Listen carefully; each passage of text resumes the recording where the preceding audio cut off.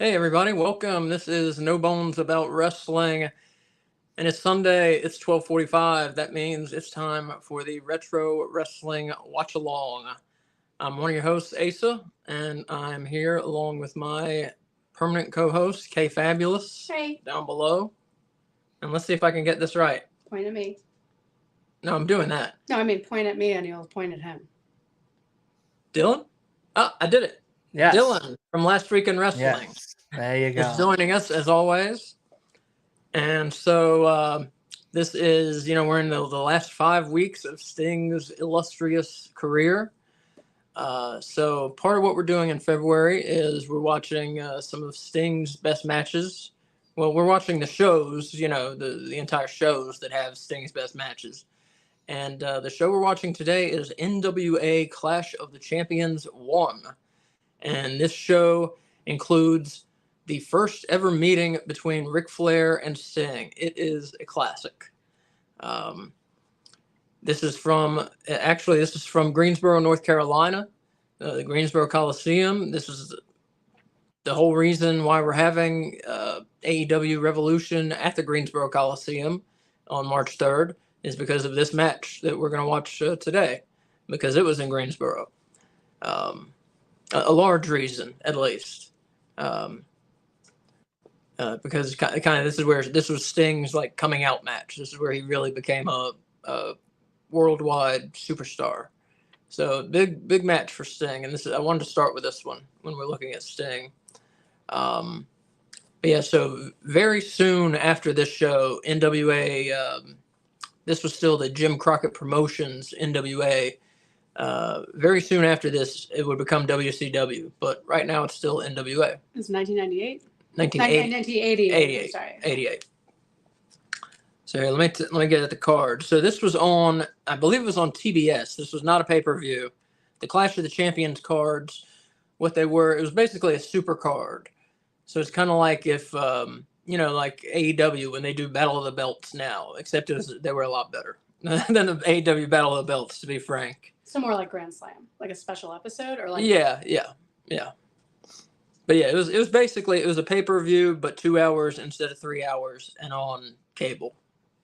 Wait, so you still have to pay like a regular pay-per-view price for it, but it was No. I'm saying it was like a pay-per-view in that you got good matches. Okay. Yeah, there were good matches.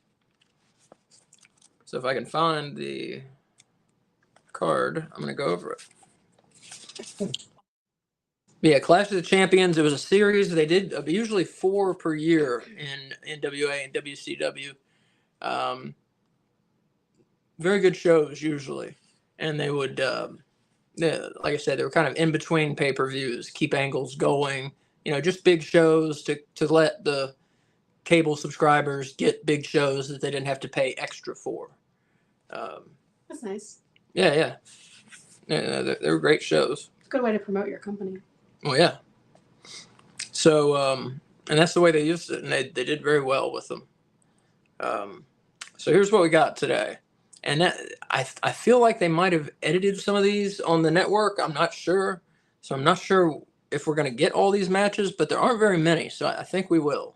But the show is just under 2 hours that we're going to watch today. So I think we'll get all these matches. I hope so. We got Ric Flair versus Sting, which I believe is for the world title. My book here does not say it's for the world title, but I believe it's for the world title. We've got NWA World Tag Team Champions Arn Anderson and Tully Blanchard defending against Lex Luger and Barry Windham. Should be a pretty good tag team match. Wait, can I put up before, or is this before the Four Horsemen? It's 4 Horsemen. Yeah. We've got the Midnight Express versus the Fantastics. Should be another very good tag team match. I've never heard of the Fantastics. Are there people in that I've heard of? Yeah. What month was this in? This was March 27th, 1988. I'm trying to find it on Peacock, but I can't. Oh, you go to WCW. No? You can just search Clash of Champions, or you can just search Clash, and it's the first thing that comes up. And then it's season 1, episode 1 of Clash of the Champions. WCW? I just typed in the word Clash. and in the search, and it came up first. Like the general whole website. Yeah, because it says WCW Clash of Champions, regular Clash of Champions, WWE version.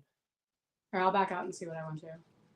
Yeah, And the there's more- WCW. WCW Clash of the Yeah. Champions. It says WWE 10 seasons. You just don't have to type WCW to get to it. Yeah, just type and Clash. It's season 1, episode 1. And it should say, like in the description, Ric Flair defends the NWA title against Sting. Against Sting. Okay. All right. Cool. I just wanted to make sure. Yeah, so for everybody else who's watching, watching, right, take that advice. Just type in Clash, and it's the one that says 10 seasons, and it's season 1, episode 1.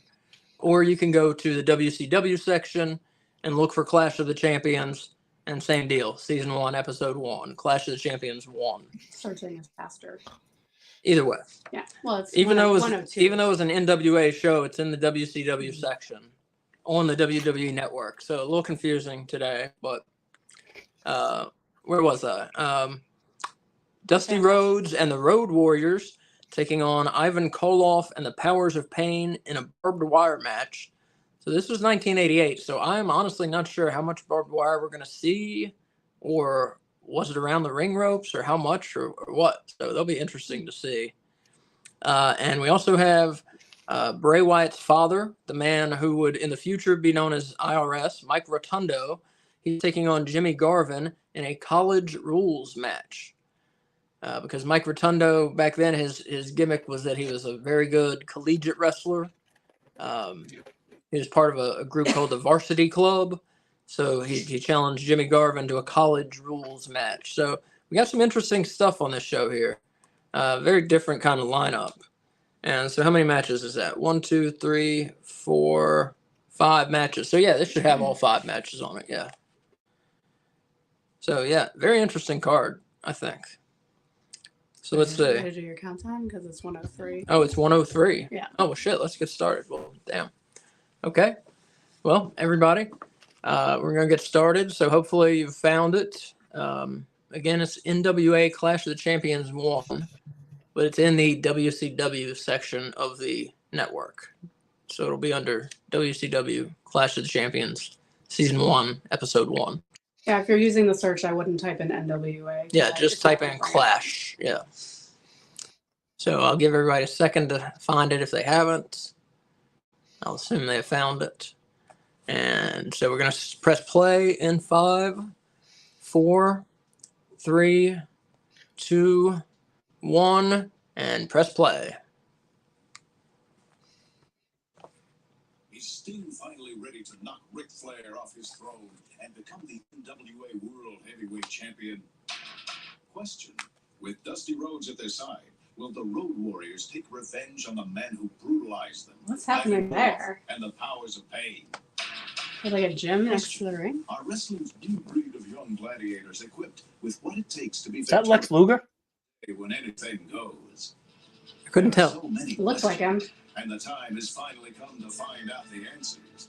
Now, Was he in Superstation NWA? TBS presents Yeah. I mean, he's on the card, yeah. Oh, I missed him.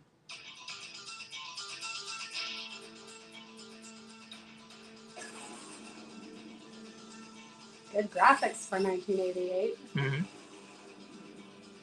Damn.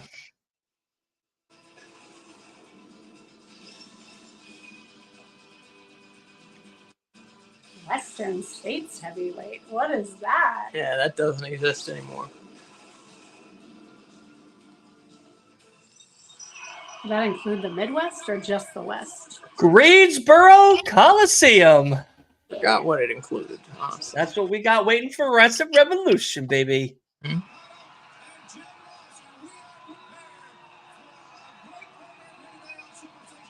some things we need to talk about. We think about the NWA World Records. They will hold a meeting sometime this week to discuss and review the situation that you saw yesterday right here on Superstation TBS concerning Dusty Rhodes, Magnum TA, and of course, Mr. Jim Crockett. And we're with Bob Cottle. And Bob, it's going to be one great program here today. Tony, you're 100% right. The big crowd here in Greensboro, North Carolina, and our great NWA fans all across the country. Look at Tony Schiavone. Look, he's rocking that Young Bucks mustache before the Young Bucks. Let's go now to Jim Ross and ringside. Unbelievable. Look at JR. Jim Ross. I'm actually reading his book right now, The Man Under the Black Hat, on Spotify. I'm listening to it. And I'm up to chapter, World Television I think, Championship. 5 now. Let's Hold on. go. I'm going to tell you right now. Ladies and gentlemen, this event, a 1, 2, for the NWA World's TV title. For this contest, 10. Chapter 10. Issues stacked high, the bottom line move. It's very interesting. Very interesting book. I think I read that. Oh wait, here they're going over the rules for the college match. Rest period between the 5-minute period.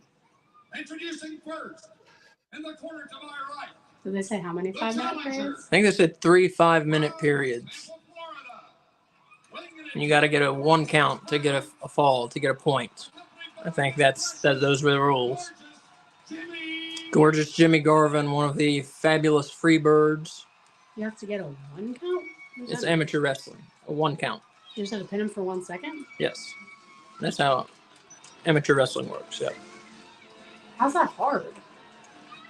because they're actually fighting. It's not. Oh. It's not fake. It's not fake. It's not predetermined. It's not predetermined, right? So the person you're pinning is actively trying to fight against you Right. pinning them. There's Kevin Sullivan and there's Mike Rotundo.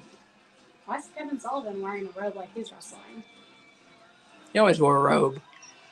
Because he's a wizard? Yeah, he's a occult type guy. I didn't know that. Yeah, he usually had an occult type gimmick going on. Oh, an occult. Yeah. Oh, you meant a cult type gimmick. And now, the NWA World's Television Champion from Syracuse, New York. Syracuse, New York. Is it New York? Is that what the S is for? Yeah.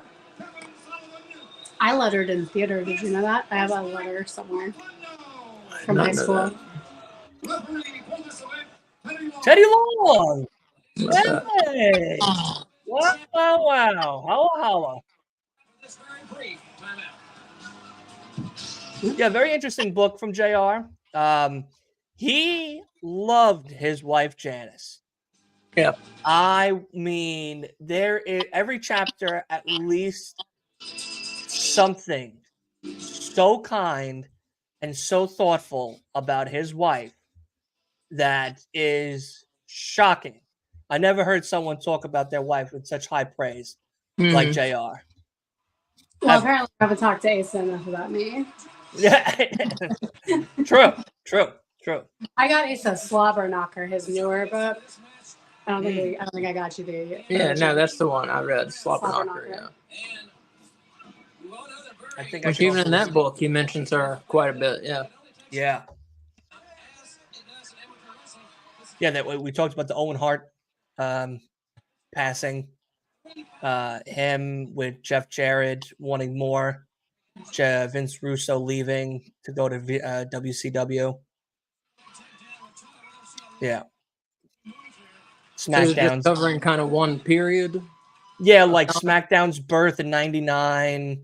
Vince Russo leaving. Jeff Jarrett wanting 300,000 because he thinks that's what he was owed. The WWE becoming global with the stock exchange. It's just like his career, his cerebral palsy. I'm sorry, Bell's palsy that he had. I didn't know he had it twice. 2 Bell's palsy attacks. Mm. He was like, "Yeah, when people see me on the street, they say, JR, give me a smile." Well, I can't. I'm like, damn. You're gonna make me cry in the middle of this Walmart. Like, God damn, dude. Like, shit. Yeah, he's a good writer, I think. Yeah, no, JR is very, very talented. And what a beautiful forward from Ric Flair about JR. So, Is Jim Ross the one that reads the book? yeah, JR reads the book to you, which is really cool. I didn't realize Spotify had audiobooks. Oh, yeah. Oh, my God. They have Star Wars ones. They have audio tapes, audio You have to be like a pod. premium member to get them. Yeah. You gotta, yeah. They're I there's do Google Play surveys, and they give you Google Play credit for it, and I use that to get audiobooks. I started reading Mick Foley's book, the Mankind one. What's it called? Have a Nice Day. But I'm really bad at reading because I can't like sit still and do something, like sit and pay attention. So I really need audiobooks. So I'm gonna see if I can find the audiobook copy of that. yeah. I love listening to it. It's really, really cool. Yeah, there's a whole bunch. There's Stone Cold's one is on there. There's a whole bunch of wrestlers. Dean Ambrose is one that he just recently wrote about his addiction and everything. That's on there. Yeah, no, I think it's very good so far. Very good book. Just to fully round out the book club talk, Ace is reading Nitro right now. Ooh. Yeah, awesome book so far. You said it's the best well written, most well written. It's one of, if not the best written book I've read about pro wrestling. Yeah, very well. It's just leaves you wanting more. You can't stop reading it. Yeah, just very good. It's just about the history of WCW. Well, not from 95 through like 2001, basically. Right. And they interview a lot of people who worked for WCW. A lot of different. Oh wow, people. that's cool. Yeah.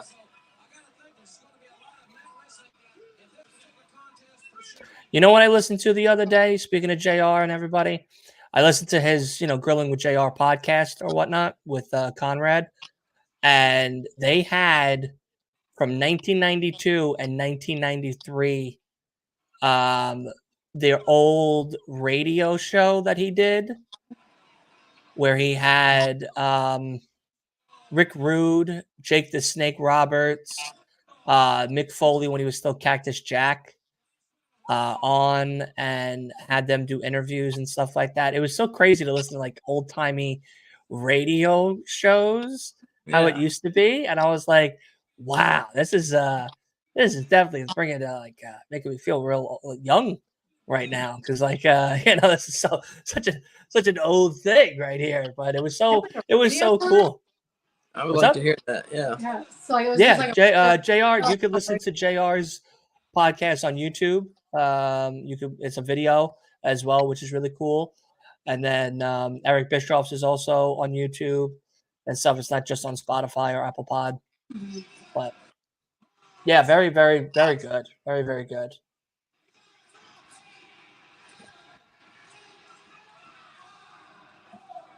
What are they counting down? It's the first break. The first period. Yeah, first period. They said 4 minutes have gone by. Mm-hmm. All right, so now they have a 30-second rest period. I don't think anyone got a pin. I'm not sure. No, so far nothing. No. You would think with a wizard on his side, Mike Rotunda would get some kind of point here. The crowd is hot. That's a typical NWA crowd of the period. I feel like it's a typical Greensboro Coliseum crowd too. Yeah, they were just like when we went to Collision, it wasn't like the world's best Collision, but that crowd was hot. Oh, for nowadays, I see. I mean, anytime Greensboro Coliseum wrestling crowd. I haven't been to a show there where I was like the crowd was disappointing. People love the wrestling around here, that's for sure. But this crowd is different. Listen to that. Yeah. It's like not quite to Beatles level, but it's like approaching that. I mean, yeah, it's like a body slam off the top rope is the Beatles. Yeah. Yeah, people around here were nuts about the NWA in this period. They were on fire.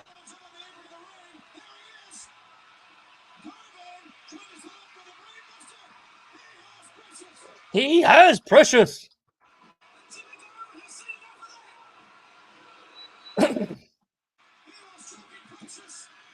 There's a pin. And Mark Rotunda with one.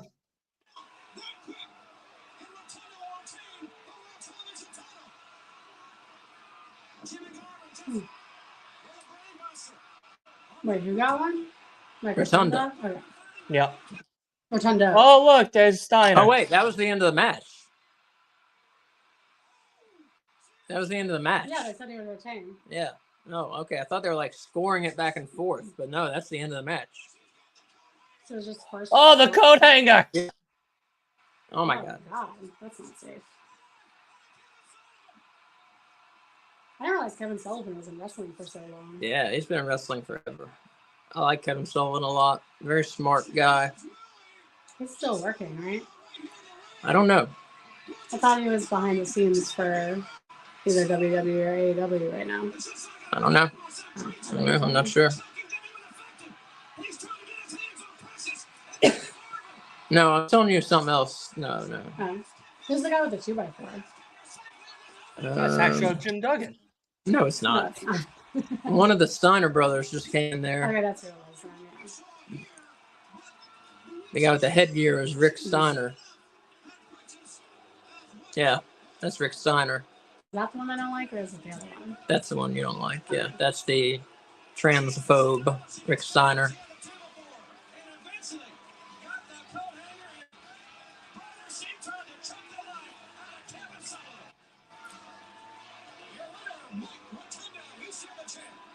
Mike Rotunda keeps it. That was kind of interesting, but it was weird. They did it pro wrestling style, but just with a 1 count. So I don't know. Well, they had their 30-minute break period and 5-minute. 30-second break period. What did I say? 30-minute? 30-second break period. Man, it was interesting. It was kind of interesting. They just did that because of Mike Rotundo's gimmick, you know. Yeah. It's a pleasure now for us to welcome back Dr. Death Steve Williams. Steve. Dr. Death. Successful tour in Japan, but I know you had to have heard of He gets injured during the Brawl for All and never recovers. Correct. Which, by the way, JR said was the worst idea they ever created. Yeah. Brawl for All. Because he was a big Dr. Death supporter. That Oh, was, yeah, like, he his loved guy. Dr. Death, yeah. Was he from Oklahoma? Is that why? Okay.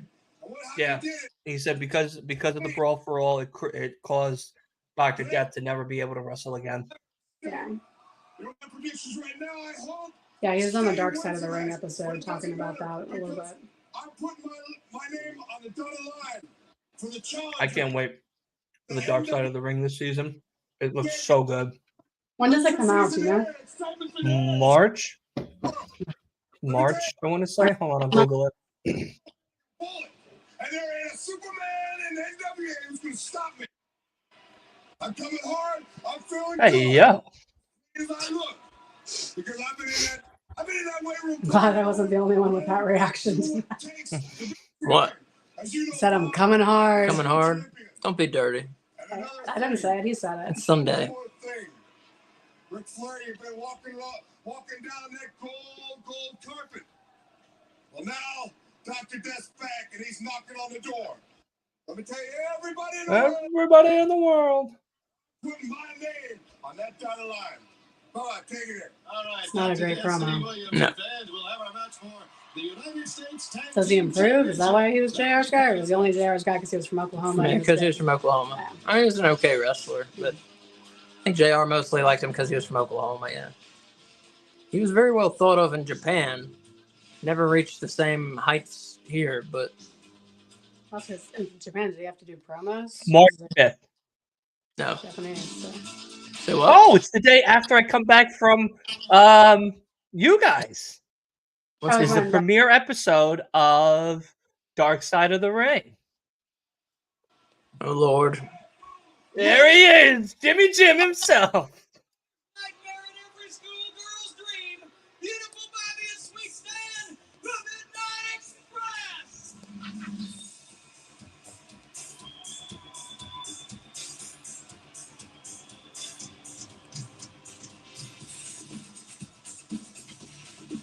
This is for the United States Tag Team Championships. NWA used to have 2 sets of tag team titles. Tag team wrestling was a big thing in the 80s in the South. Wait, say that again. What were the 2 sets of tag team titles? United States and the world. Are they the only like mainstream company to have done that? Yeah, in the U.S. Oh, well, I guess No, because WWE had With the Raw and SmackDown. I mean, besides right now. Yeah. I forgot about WWE. Well, the Raw and SmackDown. Because they unified them.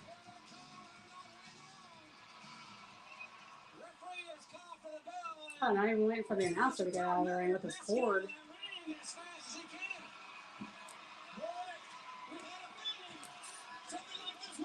I wasn't paying attention. Who are these people? The Fantastics are in the blue. The Midnight Express are in the white. Did they name themselves after the musical? What musical? The Fantastics? The Fantastics. No.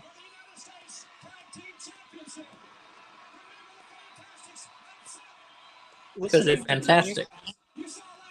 Listening to Tony Schiavone and JR Cole this show, they better have Tony Schiavone and JR Cole Sting's last match.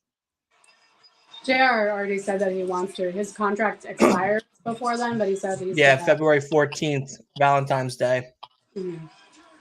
But he said he talked to Tony about it. Yeah.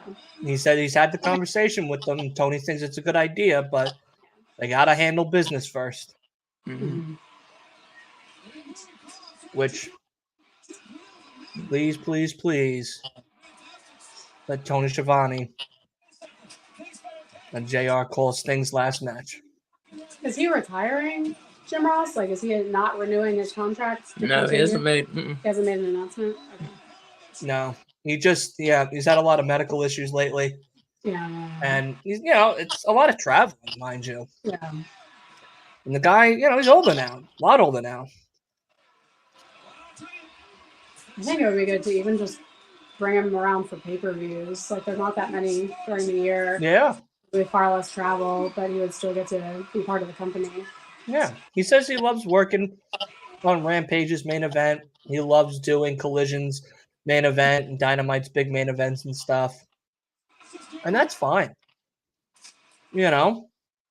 But, he was in Greensboro with Tony, with Sting and Flair.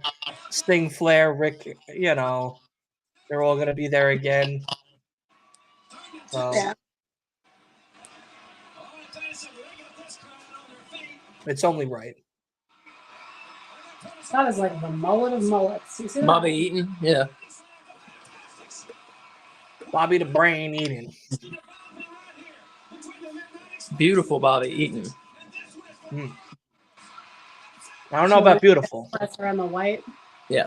Midnight Express were the biggest heel tag team of the 80s. I don't know about beautiful, but that's a mullet, that's for sure. I know, I was thinking about buying a wig for when I come down to North Carolina to fit in a little bit more with the mullet. But I don't know, people are going to get upset about that. So I said, all right, I'll just wait it out. I'll wait it out. Well, we have a mullet wig you can borrow if you want. There you go. I don't know where it is. We don't know where it is. I lost it. How'd you lose a wig? I lost it. I don't know where it is.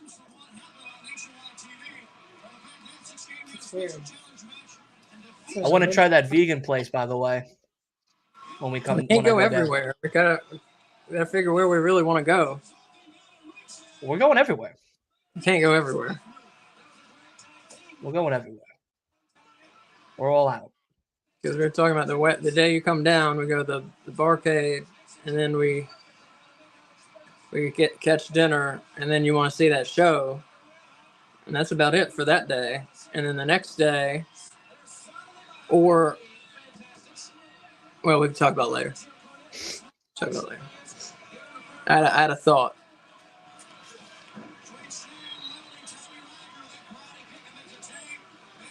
All right, I'm coming back down again for WrestleCade, so. All right.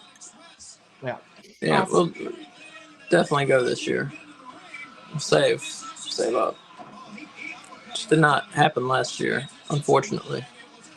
Now, is there a general admission ticket that you also have to pay for besides just seeing the people? Or is it just seeing the people? I believe when they're general admission, there's a general admission, and then you got to pay for each person that you want an autograph from, And then if you want to go to the wrestling show that they have two. Usually there's like a GCW or some sort of show, and then one night, and then the other night there's an AML show with like their people.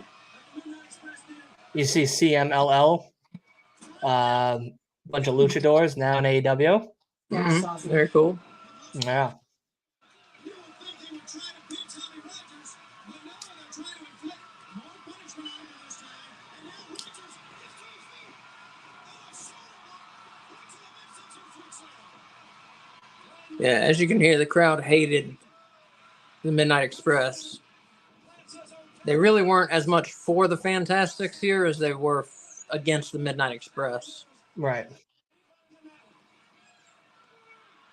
It's because they hated Cornette, you know.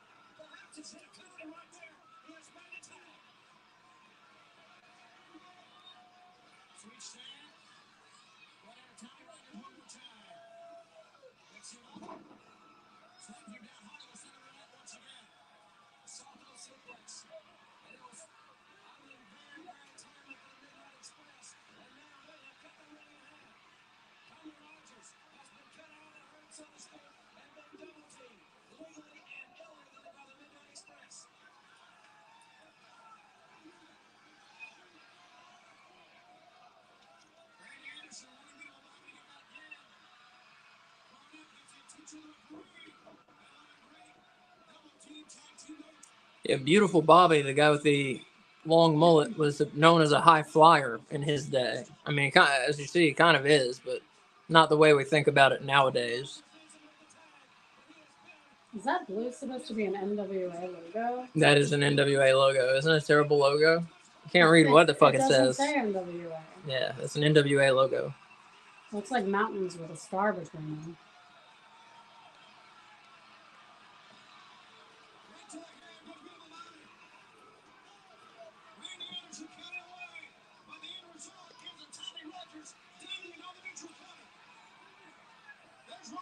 He's looking for Bobby Golden, but he's nowhere to be found. He was chasing Cornette around the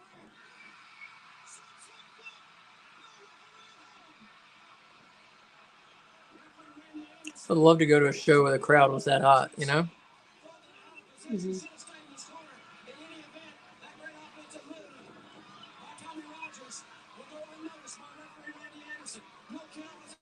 We have the benefit of like not half the crowd is on their cell phones. Like all there is to do is to watch the show. Right. Well, that's what they came for. Yeah. Believe it or not, they paid for it and they came and actually watched it. Yeah.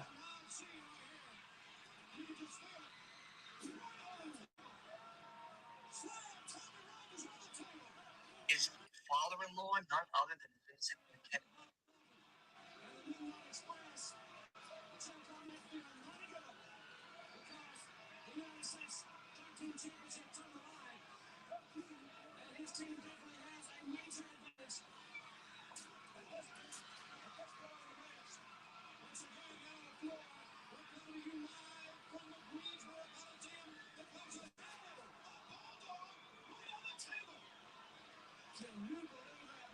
What's amazing is that Rogers can even get to his knees. I mean, the fans are surging ringside. I mean, there's a star ripples up in his faces.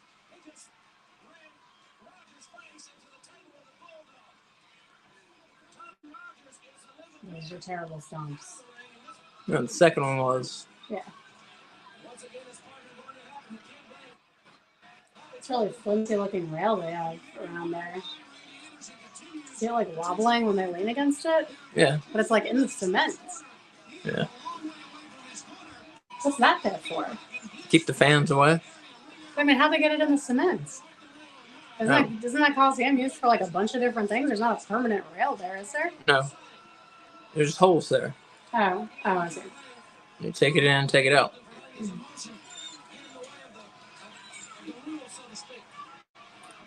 The biggest thing it was used for back then was wrestling.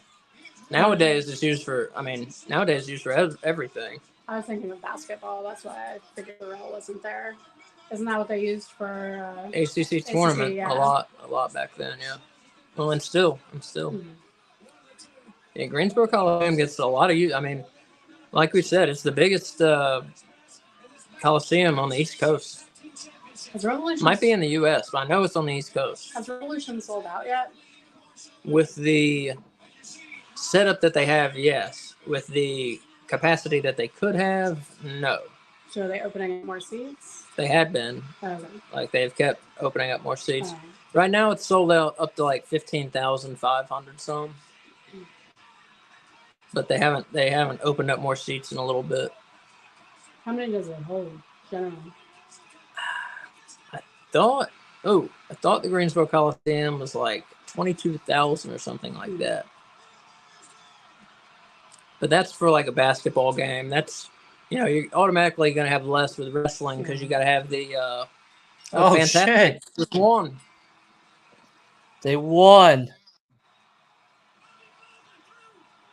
I have an entryway. Yeah, you got the entryway and all that stuff, the ramps and Mm.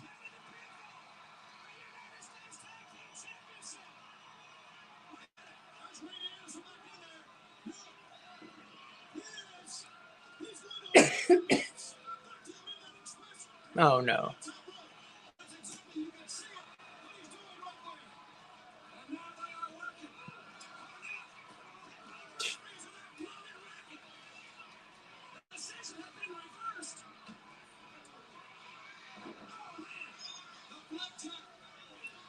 Can he break his tennis racket? What's that? Oh, it's his belt. Why is his racket all floppy? They're lashing his back like an animal. Mm-hmm. Jim Cornette was such a fucking heel back in the day. Oh my god, people around here wanted to kill him.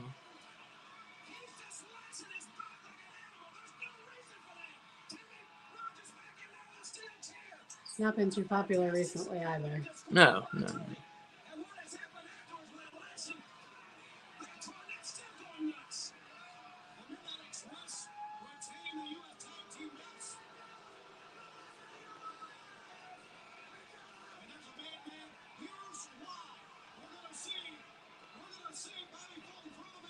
This is like a tennis playing ringmaster.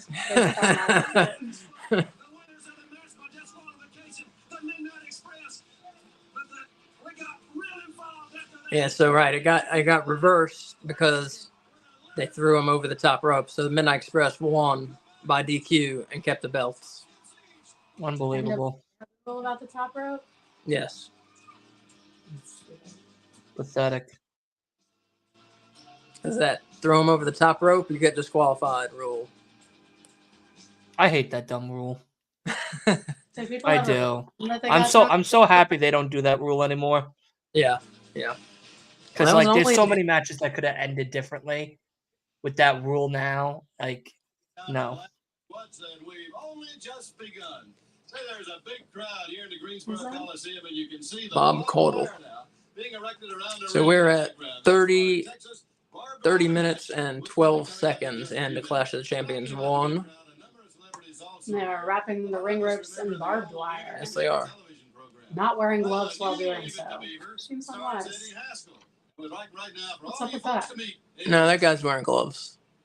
The one on the right's not. I'm Ken Osmond of the new Leave It to Beaver, and I'm inside the Greensboro Coliseum. Eddie Haskell. Admire a great deal. I can't believe you know who that is. Great deal. Oh my god, I used to love Leave It to Beaver. All right, you gonna stick around, huh? Yeah. Hey, listen, that's a fine-looking tennis racket you have there. Thank you. Hey, I fancy myself as What's fine the a tennis new player. Leave It to Let 'em in Beaver? their field, you should be. I don't know what the fuck the new Leave It to Beaver It's is. our mansion, right? Why don't I come up with you and we'll play a round of tennis? Well, I don't, she got time to put the ashtrays up, but promise you'll stay away from the silverware? James, you wound me. You're listening to the babblings of a senile old bat. Hey, let me tell you, she may be getting up there, but she's still loaded. Oh, listen, what I really wanted to talk to you about were those two finally home wrestling guys. The Midnight Express, beautiful Bobby and Sweet Stan, twin sons of different mothers, the greatest tag team in the world today. You gotta meet them. Oh, that's great. Hey, listen, back to your mom's mansion. You think that she could bring a blender out to the jacuzzi? I guess she could, but you know something? She always told me when I was growing up, that Haskell boy, he has such fine manners. I want you to be just like him, and a lot of people say I am. I admire your mom. She has such fine taste. God. Lord. Right now, we want I have to a Lord. hard to fucking watch. haven't seen him in a long time.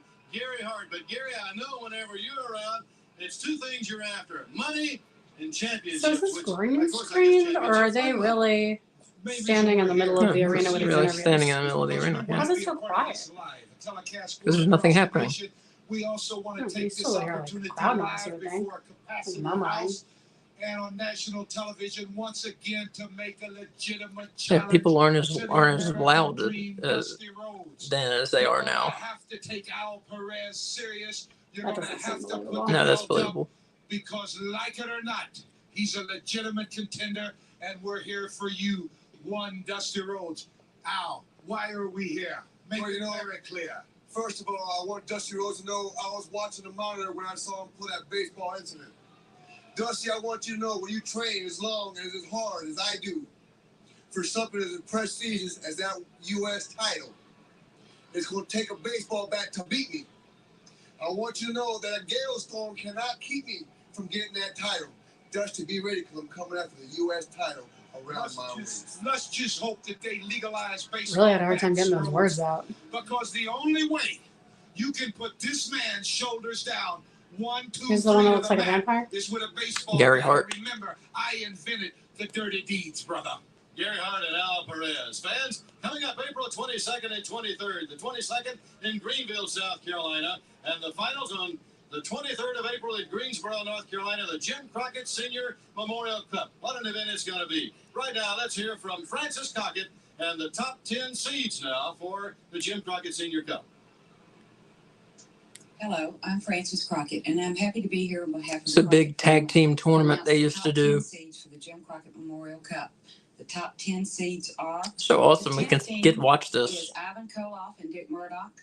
Number 9 is Sting and Ron Garvin, managed by Magnum TA. Number 8, the Varsity Club. Number 7, the Fantastics. Number 6, Barry Windham and Lex Luger. Number 5, the Powers of Pain. Number 4, the Midnight Express. Number 3, the Road Warriors. Number 2, Nikita Koloff and Dusty Rhodes. And number 1, Arn Anderson and Tully Blanchard. Ladies and gentlemen, there you have the top 10 seeds for the Jim Crockett Senior Memorial Cup. The semifinals to be held in Greenville, South Carolina on April 22nd, and the finals in Greensboro, North Carolina on April 23rd. We'll see you there. And she was one of the Crockett's who owned the promotion, and they would do all the talking and the promoting, and all the Crockett's had a job somewhere.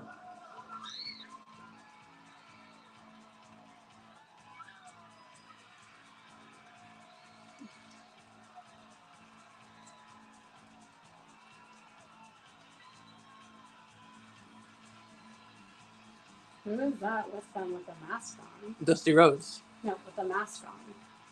It's Dusty Rhodes. With the mask on. It's the Road Warriors and Dusty Rhodes. Why does one of them have a helmet? Because they're ready to fight. But he normally has a spider painted on his head. Yeah. I don't know what. Ready to fight. I thought maybe it was only one of the Road Warriors because of the mask.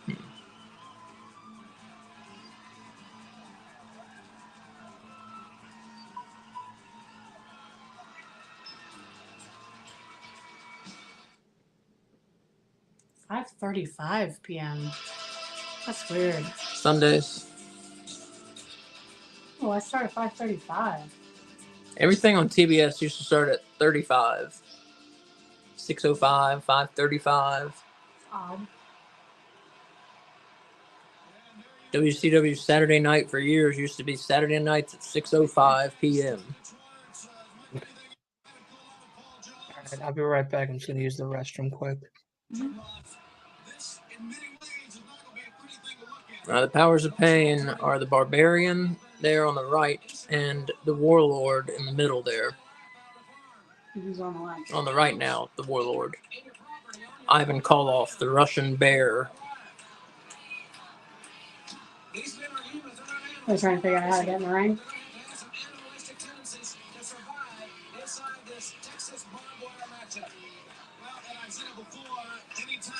Why is it a Texas barbed wire matchup? I don't know. I don't know the difference between Texas barbed wire and other barbed wire.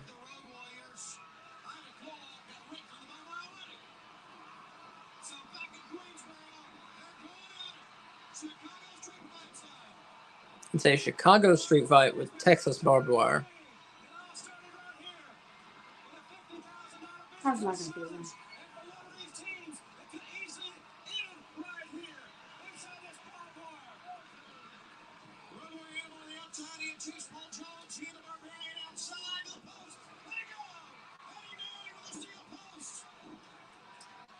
Animal was Jason before it was cool.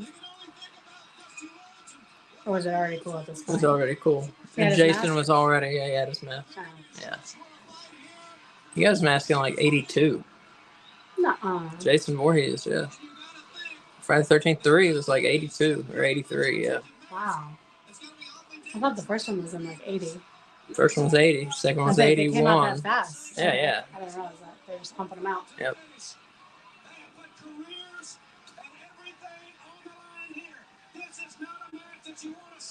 Larry Zerner? Is that his name? The guy who gave him his mask? Mm-hmm. Did I impress you? No. No! That's my life goal, is to impress you all the time. All of you watching can be impressed. I think the name of the actor who played the guy who gave him his mask. Shelby was the character name. Shelby. Friday the 13th Part 3. Did you say Shelby? Yeah, well, It's Shelly. Shelly. Now you should be impressed with me because you were wrong. Yeah. Shelly.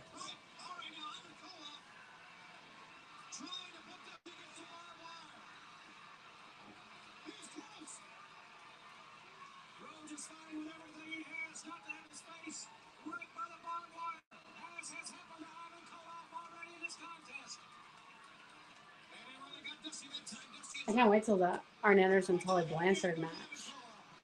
Should be a good one. Are you going to show off your picture? Probably not going to touch my picture. No. Yeah, I met Arn Anderson the other week. Well, it was a week ago. A week ago. 8 days ago, I met Arn Anderson. It's pretty cool. Did you put that picture on Twitter? I have not put that picture on Twitter, no. Oh, you should. Or on X. On X, yes. Dusty Rhodes, flip, flop, and fly. There you go.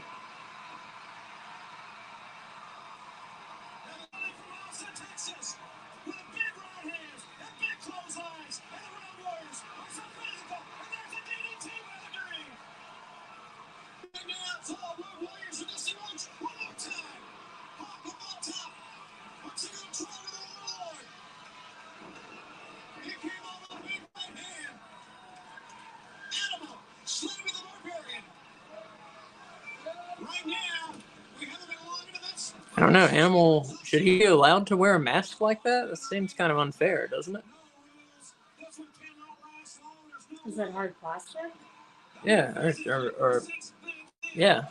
or metal, one or the other. It's hard to tell with this picture quality.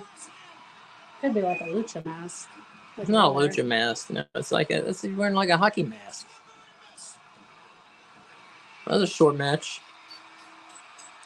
Jesus. That was a crazy short match. Yeah. Dylan missed the whole match. Yep. That's how short it was.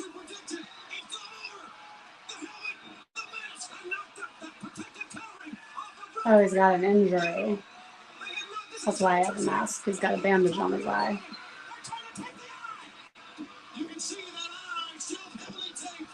So he had to wear a hockey helmet? Only possible solution. Maybe just don't wrestle. God, he's whipping the crap out of him with that chain.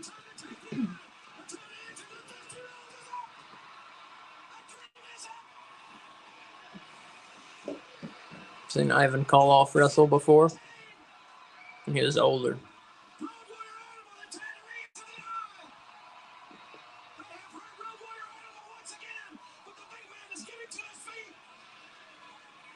And certainly hoping he can withstand what happened. We're going to take a look one more time, Jim Ross. Oh, that foot was right on target. Now, Dusty Rhodes and the Road Warriors have won the match already, but here's where they tried to end the man's career.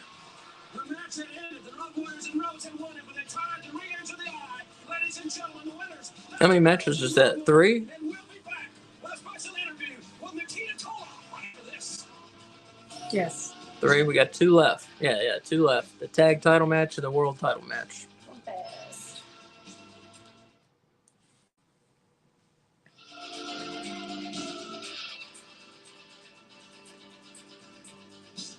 And we are live from Greensboro, Tony Schiavone, Jim Ross, and of course Bob Cotto. Excitement like this only in the NWA. And excitement like this only will you see on a program coming up to Superstation TBS. It's called NWA Main Event. And it Some starts good Sting the very cosplay first back there. program Did you is see next that? Sunday, 5:35 Eastern Time, right here on the Superstation Main Event. NWA Main Event. I'll be your host for that program. It's going to be great NWA action at its best each and every week right here on Superstation TBS. Now, we're going to go to Bob Cotto in just a minute with a very special guest. We have a lot more yet to come, though, on this program. We got 2 championship matches. Remember, the NWA World Heavyweight Championship and the NWA World Tag Team Championship still to come here in the Clash of Champions. But right now, a new look. Nikita Koloff has returned. He's standing by with our colleague, Bob Cotto.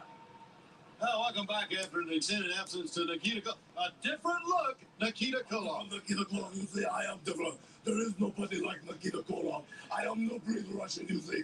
Wait, who was just in that match then? Ivan Koloff. Oh, This is Nikita Koloff. are they related? In the story, yes. Yeah. Brothers? I believe they were brothers in the story. I've talked to many young people in the past 2 months, and you know what I talk about? I talk about this right here. I'm guessing that was an American man. Yes, he was not Russian. Say terrible accent. I talk to young people Yes. about just how important it is to have good health for your life, you see.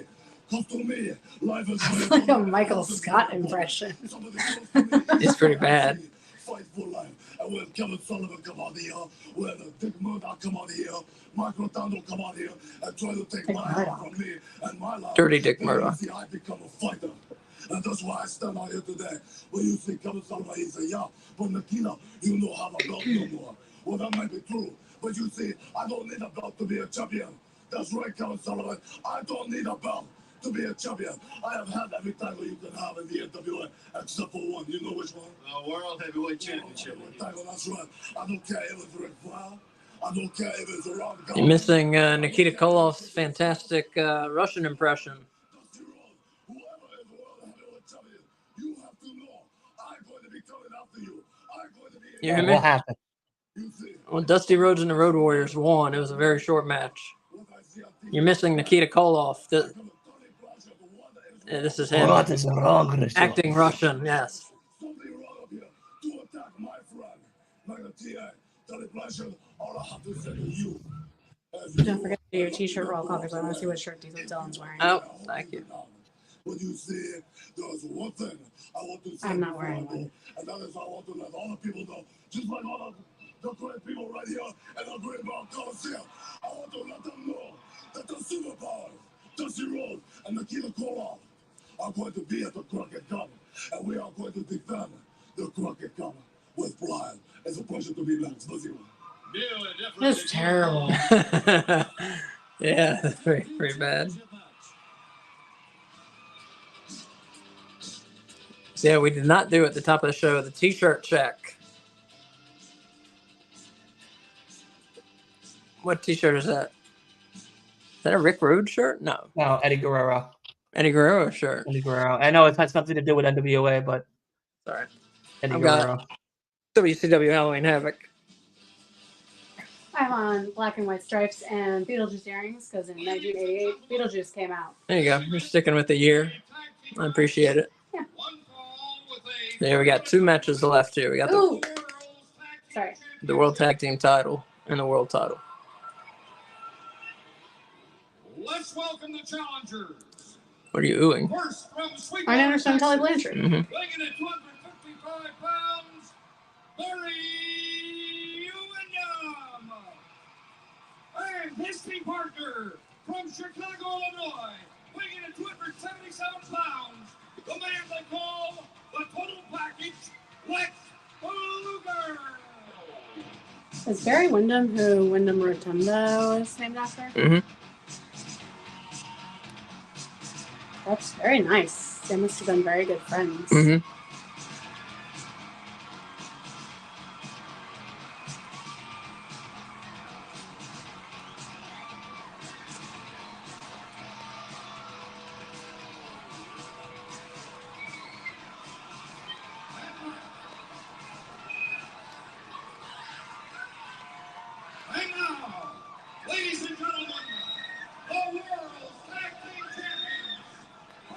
yeah, as Kay just brought up, there's Barry Windham, the tall blonde guys who Bray Wyatt was named after, Wyndham Rotunda. There's Arn Anderson and Tully Blanchard of the Four Horsemen, World Tag Team Champs. Are the heels or the heels? So yeah, and their manager James J. Dillon. He looks like a funeral home. He looks like a funeral home. Like a funeral home director. Oh, director. Okay. I couldn't think of the word director at first, so then he just looked like a funeral home. When Barry Windham and Lex Luger arrived at the Greensboro Coliseum from this gathering here today, Jim Ross. It was really explosive. The Twin Towers made their way to the ring. This match, a lot of controversy has surrounded the Who you got in this one, Kay? World Tag Team Championship. Arn Anderson and Tully Blanchard. Dylan, who have you got? What are you doing over there? Sorry, I'm typing something back to my mother. What was your question? I'm sorry. Who have you got in this match? Who's the people in there? I'm sorry. I totally blacked out. I was texting aggressively. All right. Arn Anderson and Tully Blanchard versus Lex Luger and Barry Windham. Lex Luger, Barry Windham. Absolutely. Terry Blanchard, I don't really know much about. I know the name, but I don't know much about him. I know more about Lex Luger and the other guy better.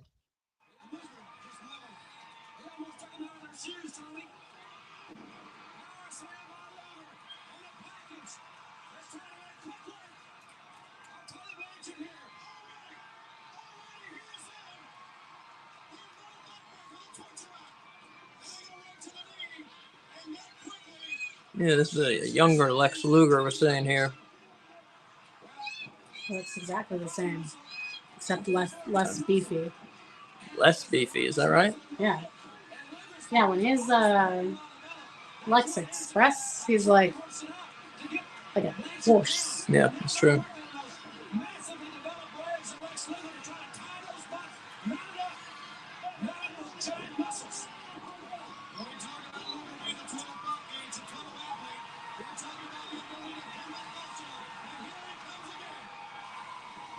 Used to love Lex Luger.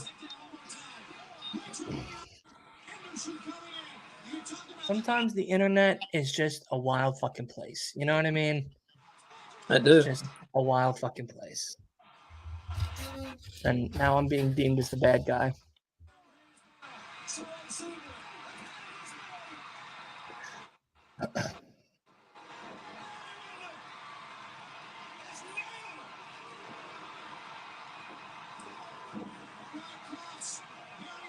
Lex is in the red trunks, right?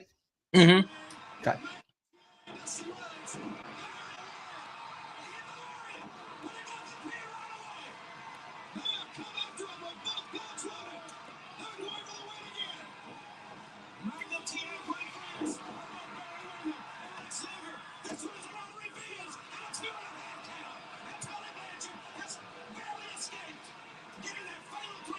And what have you thought about this card so far, Kay?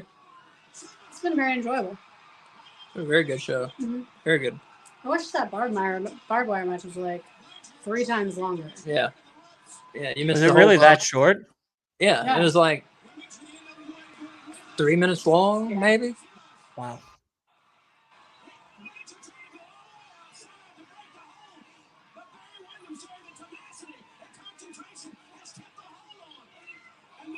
What do you think, Dylan? What have you thought about the show so far? So far, I think it's pretty good. I wish I saw that barbed wire match, to be very honest. That was one that I was kind of looking forward to a little bit more. Unfortunately, You didn't miss anything. My body said we're going to take a little pass on that one. So I had to listen to that, I guess.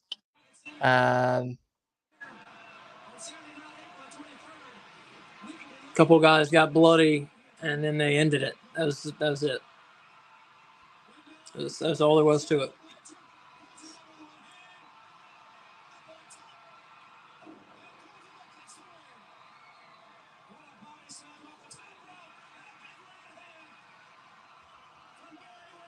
Very strange how short it was, honestly. I don't know.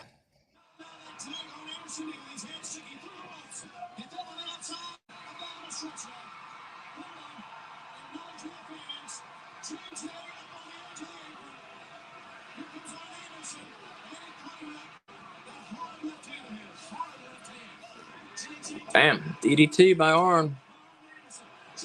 But the Flair Sting match it's a longer one, you know. It's a battle.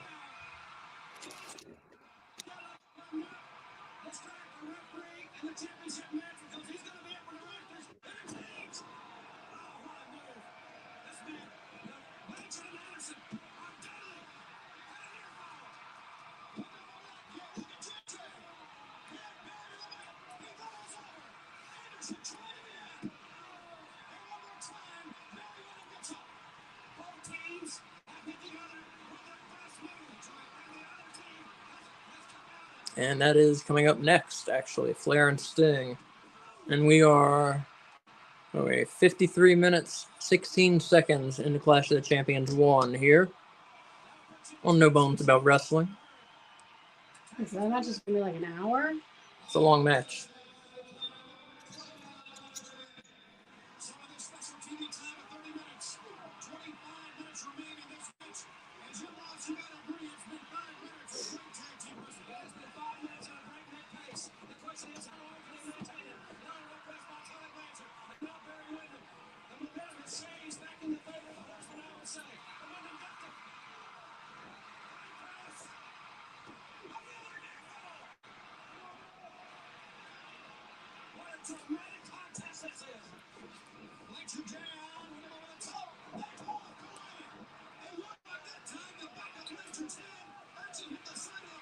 Yeah, you just better settle in for Flair and Sting, yeah. Very good, very long match.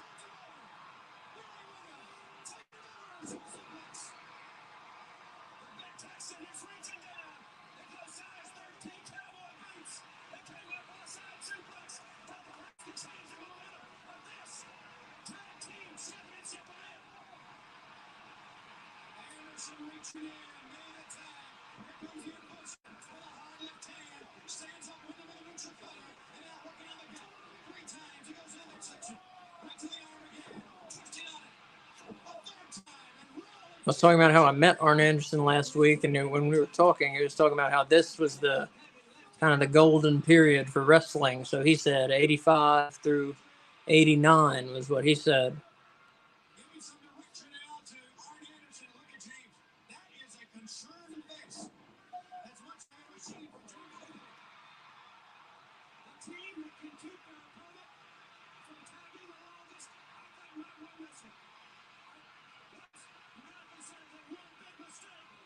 When everybody was doing well, but of course you had the NWA with a more of a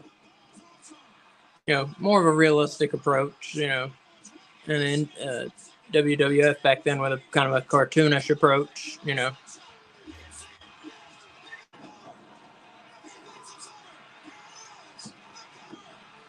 NWA didn't have guys with really ridiculous gimmicks. It was mostly just guys wanting to prove they were the best wrestler.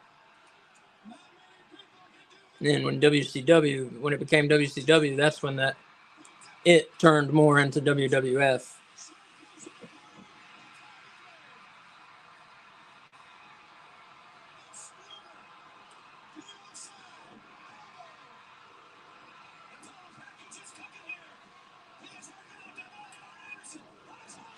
Trying to beat WWF at its own game, which really did not work out well for WCW.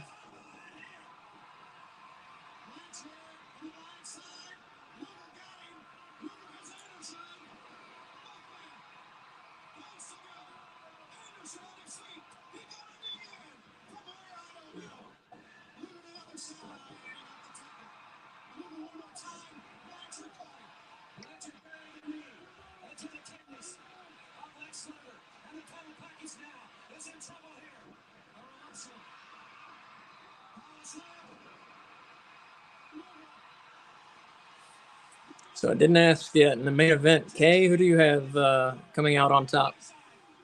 Ric Flair. Flair? Why? Because he's the champ. Yeah, that's all? Is this a title match? Yeah.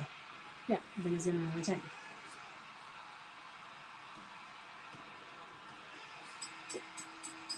Yes, I knew it. I knew they were winning. Good job, Dylan. Look at that crowd. Hmm.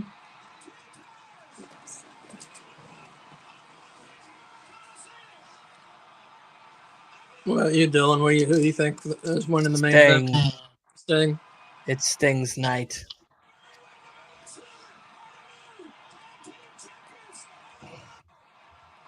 It's Sting's night, baby. Oh my God. Well, this is gonna be a long week. I can tell you that right now. Gonna be a long week. It's gonna be a long week. Why is that? Just everything that's going on the internet. It's gonna be a long week to be a wrestling fan.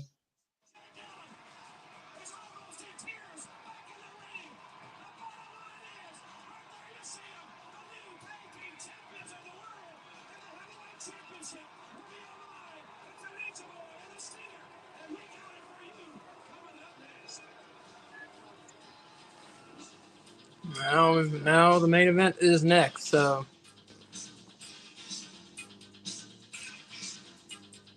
as you can tell by the amount of time left in the program, it's a long one.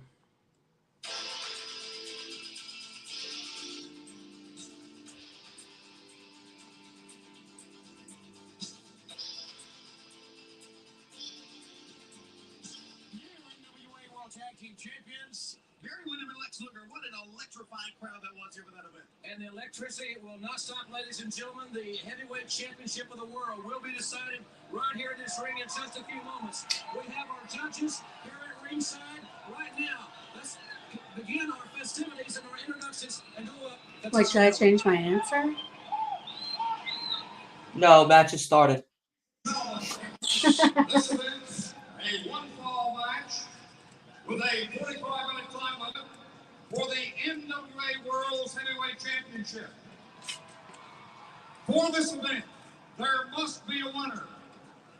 We do have judges outside the ring. Introducing to you right now our panel of judges. Jason Hervey from the Wonder Years. The member of board of directors of the National Wrestling Alliance. I never liked that show. What? Former NWA professional wrestling star. I never liked that show. It's unbelievable. That was shocking. The Pet of the Year, Patty Mullen. The pet of the year? I don't know. Mm. And someone you know and love from the hit television series, Ken Osmond, who portrays Eddie Haskell on the new League of Dreamers. I'm skipping over him. Also, we'd like to welcome Jason Hervey, star of the Wonder Years. That was for himself.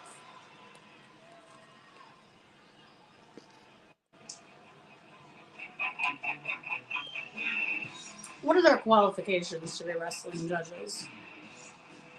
That's what I want to know.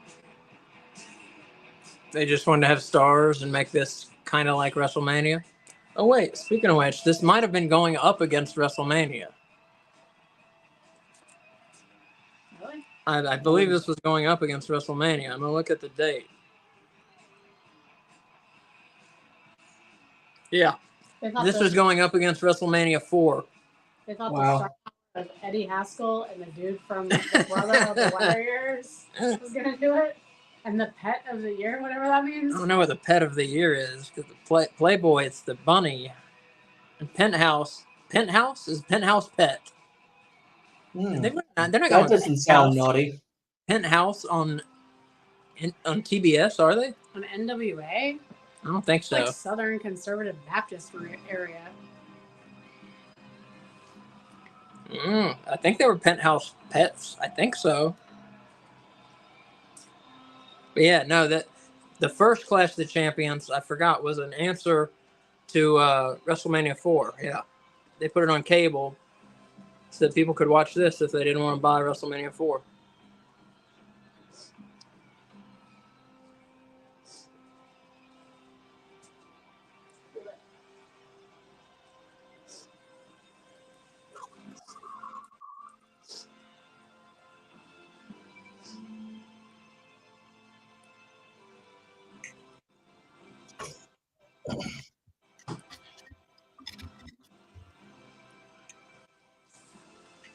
So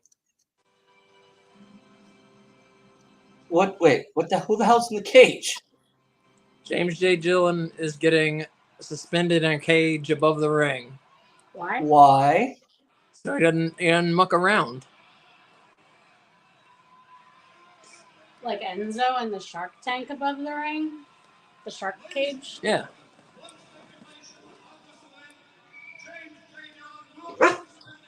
He's not squeezing through the bars like Enzo did, though. Introducing now the challenger from Venice Beach, California.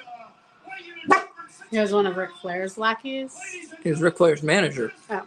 Yeah, he's the manager of the Four Horsemen. Dang!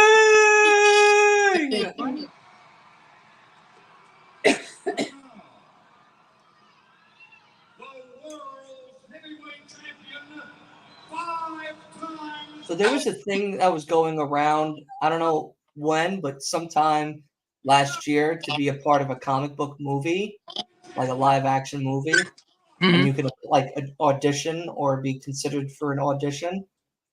And I just got mine back as of recently, like more information about it. Mhm. So I'm thinking about possibly applying to be a person in a low budget action movie called Dark Adam, I think it's called. I Okay. keep getting emails about it lately. I don't know. I think it's in LA. I don't know if I want to travel all the way to LA. New Orleans, sorry. The New Orleans. Oh, So, cool. Yeah. That's cool. Yeah, I Is it just to saw be- my is email. it to be like an extra or a, No, like an actual part of the movie. Like an Really? actual yeah, like a part of it's a very low fucking budget, a lot of CGI bullshit Yeah. movie. But it's like a Kickstarter.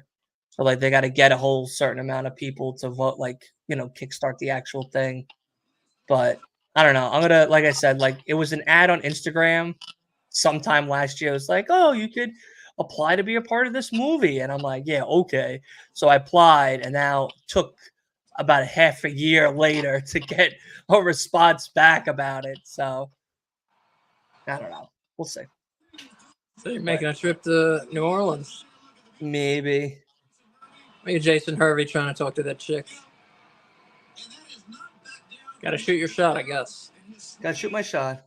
He better be paying attention to the match, though. Me? No, I was saying Jason Hervey. Let's talk to that chick instead of watching the match. And he and Flair, as Tommy Young gets rid of some of the debris, he and Flair have had some of the greatest matches we've ever seen. They're no strangers to each other. And this one is in front of a nationwide audience. Ric Flair still the apex of his career. The Stinger is rapidly approaching that superstar's status. And if he can rack up a victory right here, no doubt that will definitely put him over the hook. So when is this in New Orleans? Who knows? What just It happened? depends. It depends if the Kickstarter gets picked up. I'm gonna need to get a count from you in a minute on the time, because our TV just like reset. So just keep watching it, and I'll get a count on the time from you in a second here.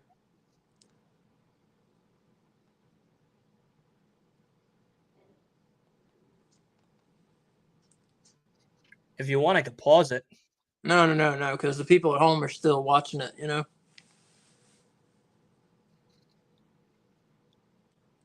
So then I don't want everybody to have to pause it just because my TV messed up.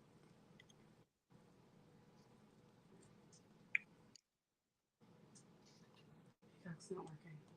Huh? Peacock's not working. Oh. Well, damn. I'm gonna pull it up on your laptop. Try to. I don't know the password.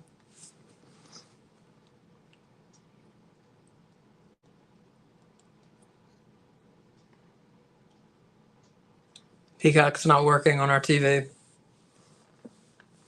Let me reset it. Well, Sting and Flair are still going at it, ladies and gentlemen.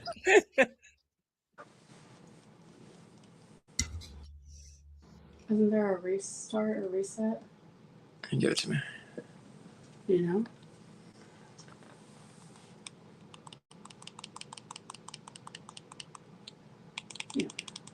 Let me start TV. It's up at the top.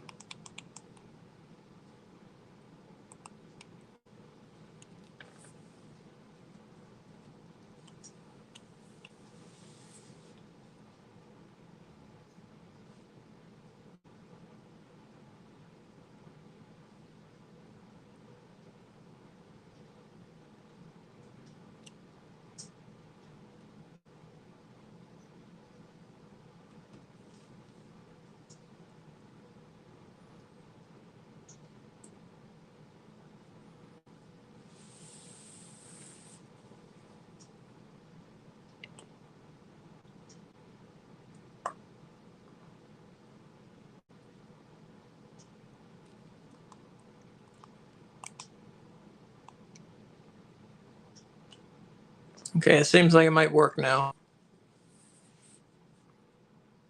Yeah, it's working. Okay, let's see if we can get into it. No, just go down, babe. From the main menu, just go down. Right. Oh, I see.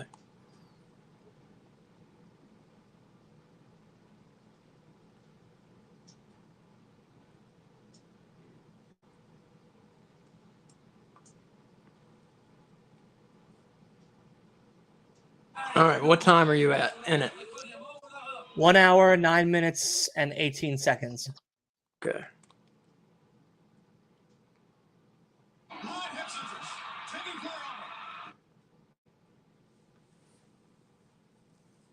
I'm at 1:09:44. Let me know when you get there, okay?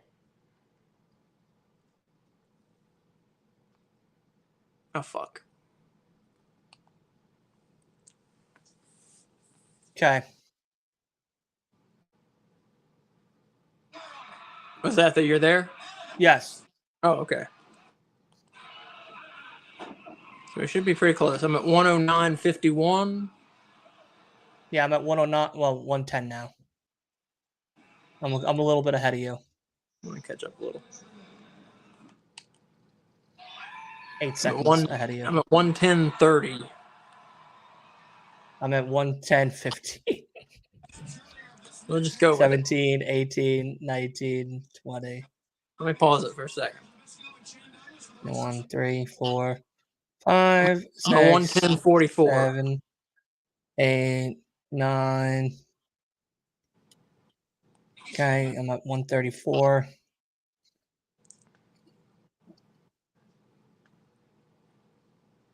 And you're good. All right, there we go. Okay, we're back with it, ladies We're and back. gentlemen. We're back. We're back.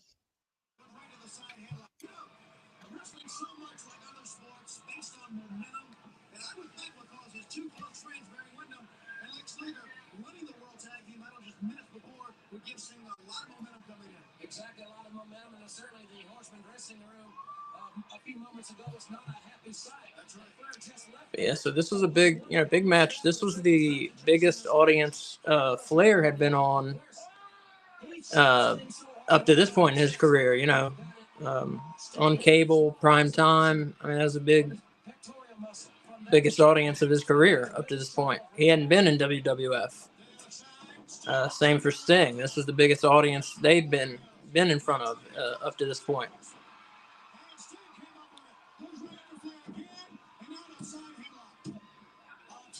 Up against WrestleMania, where this was the night Randy Savage won the tournament for the WWF World Title.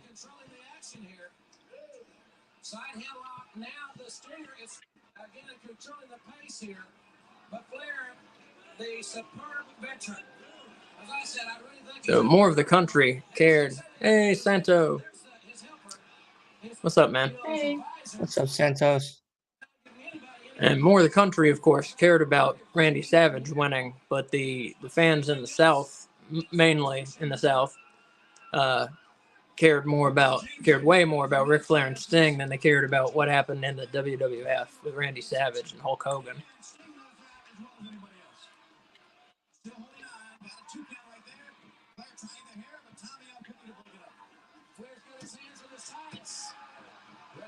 I feel like now that I know they're going up against WrestleMania, I want to change my answer to Sting.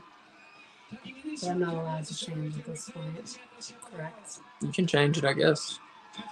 Dylan said I couldn't. Is Flair bleeding?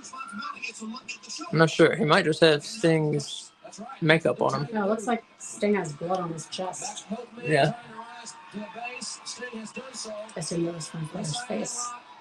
Firmly secured around the head of the heavyweight champion of the world, and the Stinger goes for the ride. Football tackle, down goes Flair. Oh, great move. Flair thought he was going to obviously do something else. He thought he had evaded him. Okay, those 8.5 by 10s, you should add 2 more to those that we measured yesterday. It's in the phone. No. When Flair is down, Sting will go get it. A lot of people have let Flair get up, and that's been a mistake. But that's one thing Sting has not done here in this match. You know, you'd have to think with Sting's size advantage and strength advantage that Flair, when he does get on the offense, is going to want Sting to be off his feet. Sting with that rat tail there. Disgusting. You don't think that's hit? What if I got a rat tail by the time you come visit? Nah. Awesome. I won't have one. I support that decision. We support that decision. I'm not gonna have a rat tail. Yikes. That's all I got to say to that.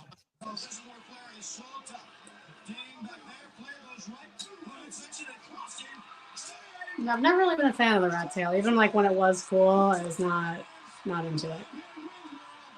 Yeah, it's called a fucking rat tail. It's disgusting. Here comes the Stinger.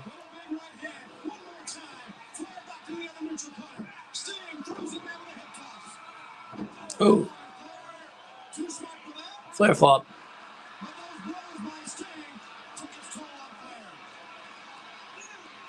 Yeah, Sting very much an up-and-comer at this point, as I mentioned. But really was starting to become one of the most popular wrestlers in the country.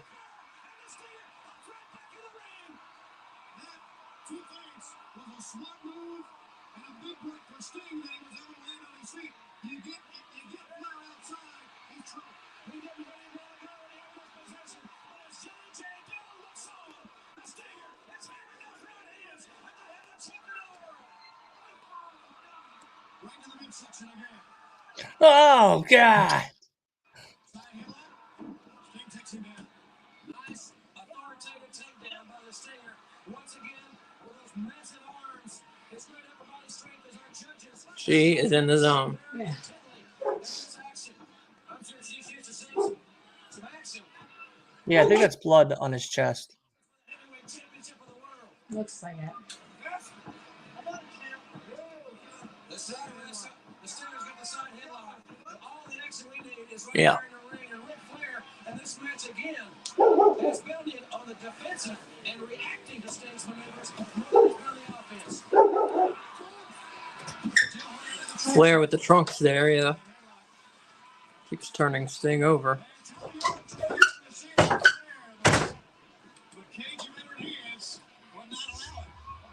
That's going to be very annoying to Sting to get turned from his advantage onto his shoulders, knowing it's going to be probably broken by the referee.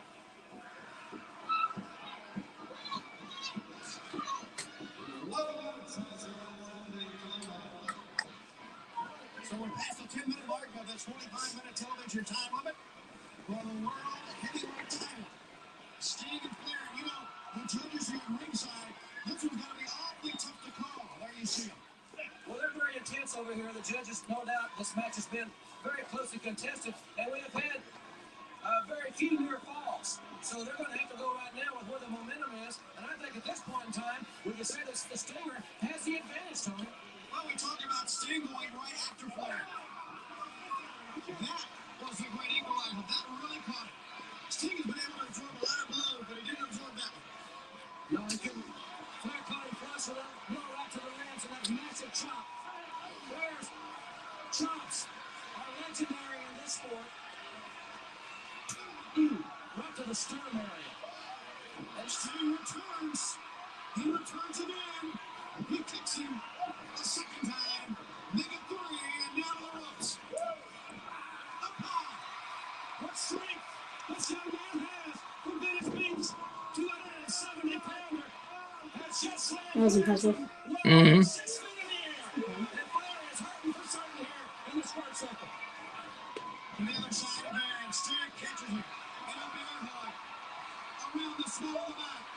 Those biceps wrapped around Flair's body. The forearms.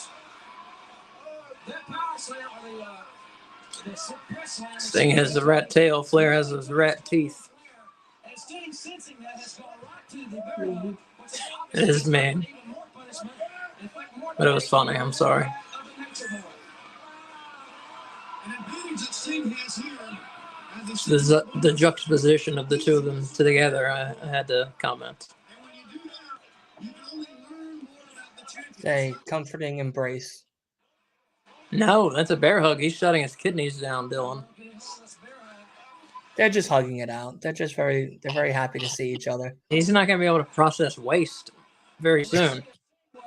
It's gonna become jaundice. You realize that, right? Look at that. Look at that hold.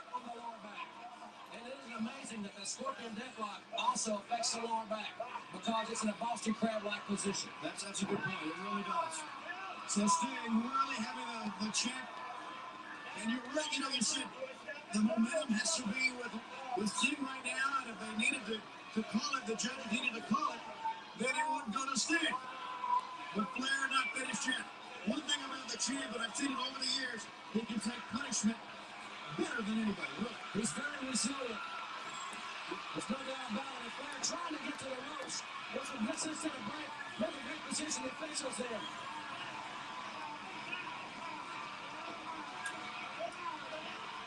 Flair trying to get there, Sting pushing off. He's no leg muscles. JJ out down with the way the fans are screaming.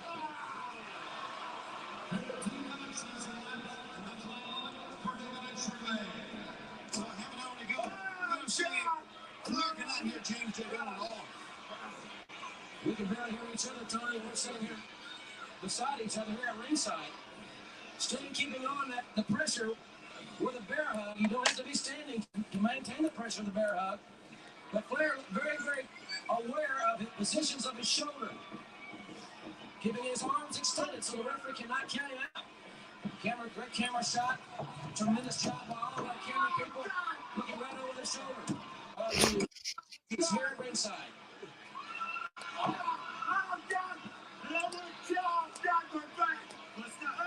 Oh God, my back, my back, my back. A couple of heavy-duty offensive maneuvers by Sting, and then that massive press slam really took a toll on the Nature Boy. And a lot of frustration there by Sting. He's not working in the back when he's doing that. Oh. He got up, and he let Sting play. Okay, no more. No more, please. Once again, Ric Flair, one step ahead. And even though Flair goes face down, Sting really hurt right below that elbow, that tendon, connecting the tricep and the elbow. Remember, before Sting hit the ropes, the corner of Nature Boy went into that corner with a tremendous amount of velocity. And this great crowd here at the Greensboro Coliseum really getting on their feet and really getting behind Sting. Flair, hope not hurt. But it's Sting again. Up he goes. Big right hand with the Nature Boy. Oof. Atomic drop, and that one I will promise you will slow you down. Oh, my stinger cheeks. Hilarious. How quick can Flair get back on the attack? How quick can he set the confidence? Affects him more closely than the singer.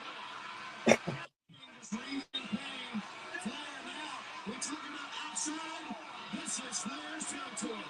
It's no man's land. And it's where What the hell's up with Flair's back? There's two big gashes. I don't know.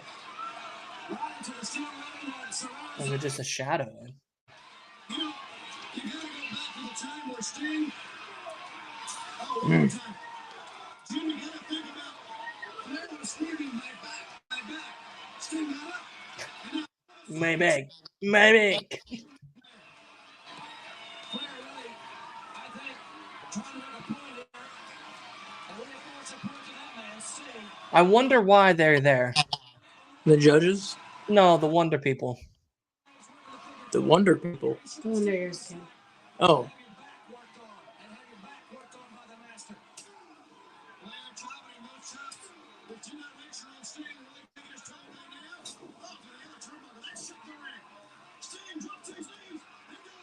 Flair has the upper hand.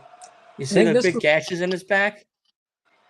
On his like No. top right corner, top right shoulder of his Uh-uh. back.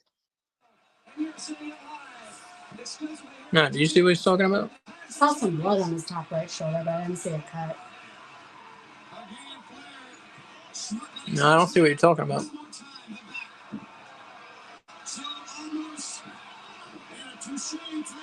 It's like right here on the shoulder.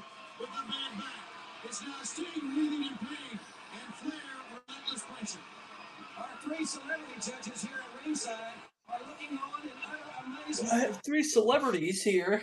Well, The physical confrontation and the physical hand-to-hand combat that we are witnessing right here with wrestling's richest prize on the line, the National Wrestling Alliance Heavyweight Championship of the world. Now behind the corner, measuring up Sting. That knee pad right down across the forehead. One more time, Flair to the corner. Here he goes. And again, caught him that time. Right on the bridge of the nose. And this was Flair pretty much. No, I don't see what you're talking about. This was Flair pretty much at his peak, I think. 1988 Ric Flair.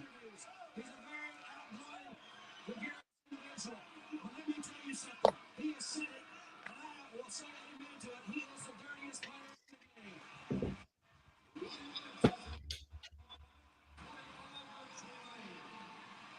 25 minutes remaining. Dragging Sting's eyeballs against the ropes. You don't see that gash that's on the top of his shoulder? On his back, right there? A little indent. That's And not then a there's little indent. another one. Yeah. There's another yeah, one. I see. Yeah, now you see it, right? Yeah. I thought you meant a cut. Yeah. No. There's like a dent. Yeah, he broke his back in a plane crash, Yeah. like earlier in his life. I think that's possibly what it's I from. think it's a Yeah. result from that. He always has that, and he has like a small bulge too. No, not on his spine. On his like upper shoulder Yeah, Yeah, I know. here, on his Yeah, back. There's like a dent. like a in crescent moon kind of dent. Yeah. Yeah, I think it's from the I accident. think it's from. Yeah.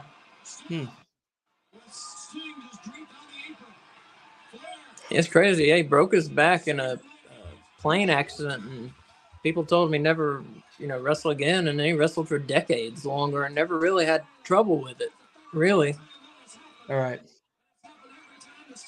amazingly, never had to have surgery or anything like that. He didn't have surgery from. I don't know. breaking At the his back? time, Oh, I'm not sure what happened, but I mean, after it was healed, never had trouble with it after that. I'm not sure what happened at the time. Pretty sure if you break your back, you have to have surgery. Yeah, You step on a crack, you break your mother's back. that too.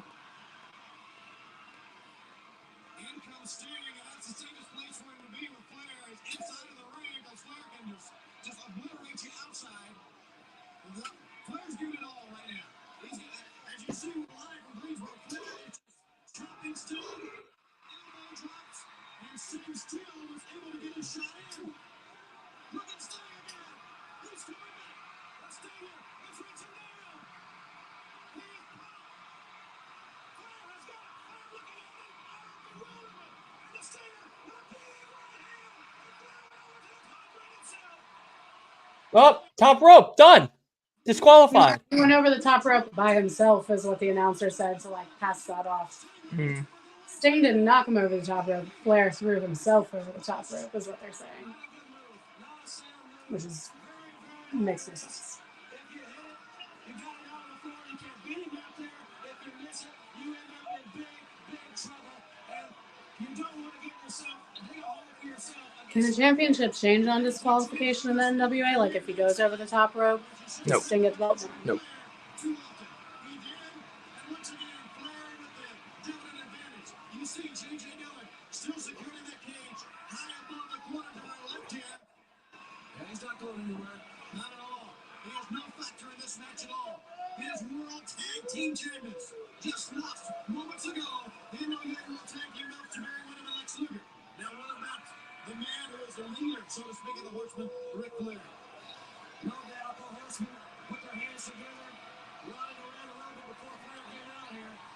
So maybe it's going to work in Flair's favor. I don't know if he needs any advantages or any breaks. He is as good as there is in this sport. In my opinion, the best in the sport. He's a champion of the world. But the Stinger is back on his feet. But perhaps the momentum could be changing. But no. Look at him go up. The fire is in the Sting. Right hand to the head. A knee. A chokehold. Sting climbing the ropes again. Sting taking advantage again. There we go. So I'll be on your watch along Wednesday. I don't have as much work this week as I usually do. Cool. I'm excited. It's good. Mm-hmm. Okay, will you be joining us as well? Yeah. Awesome. Even though I made it the last 2 weeks, I didn't think I was going to make it the last 2 weeks. Good. 1 week I missed it though. Yeah, I've had so much, like Monday through Wednesday. I have like so much to do. It sucks. I got to figure out how to do things faster. I think I'm getting there.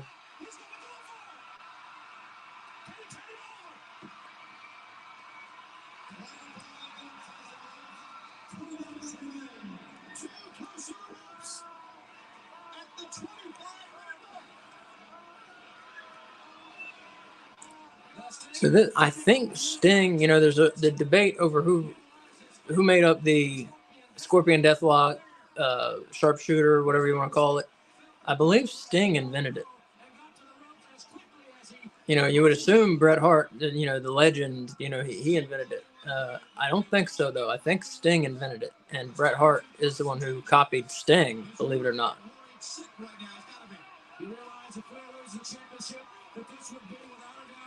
Again, it just proves that Owen Hart was the better person. Is the better person or the better wrestler? Better wrestler. Better wrestler. Staying very methodical here now. He does not want to make any mistakes, and he wants to keep the advantage. I've heard people make that argument. I don't know. The better seller, though, is... I don't know. Dolph Ziggler. Gotta be Bret. Oh. Flair flop.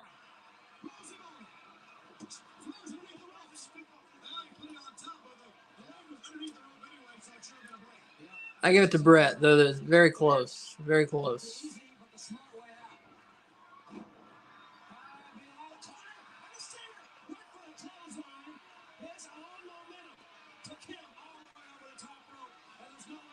His own momentum took him over the top rope. When I was a kid, I was for Owen over Bret. You knew better. You don't know better no more. I enjoyed cheering for the bad guys a lot of the times. I thought they were fun. They were more interesting characters a lot of the times, Oh, they always are.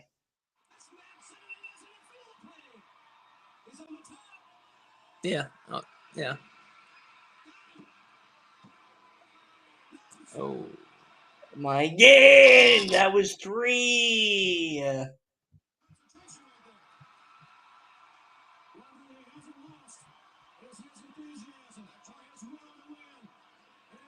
Get Goldilocks in the middle of the ring and get him in that sharpshooter. There was a magazine when I was a kid. There were so many. You have no idea how many wrestling magazines there used to be, man. There used to be so fucking many different ones. You would go to the supermarket, and I swear every time there'd be a new one. There used to be so goddamn many different wrestling magazines. But there was this one that came out in '93. It came out new, and it was called Wrestling Rule Breakers. And it was the first one I'd ever seen that was written from the point of view that, the rule breakers, the heels were the good guys. And I always talk about the wimps, that refer to the good guys as like the wimps and this and that. And It's just a really interesting magazine. I hope I still have some issues somewhere around. I would love to find those and take a look back through them. But yeah, I used to love that. I used to love those. Wrestling Rule Breakers is what it was called.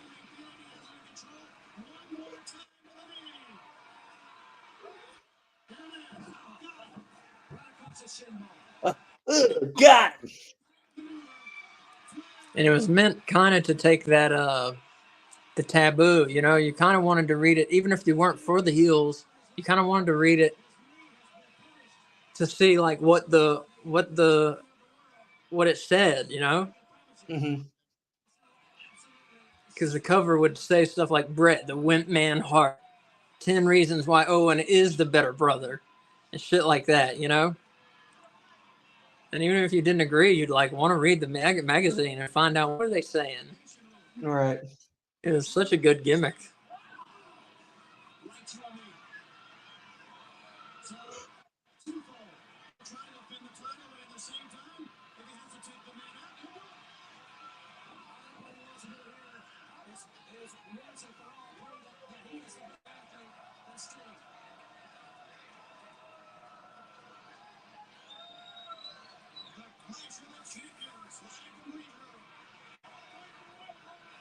Oldest line, longest ride.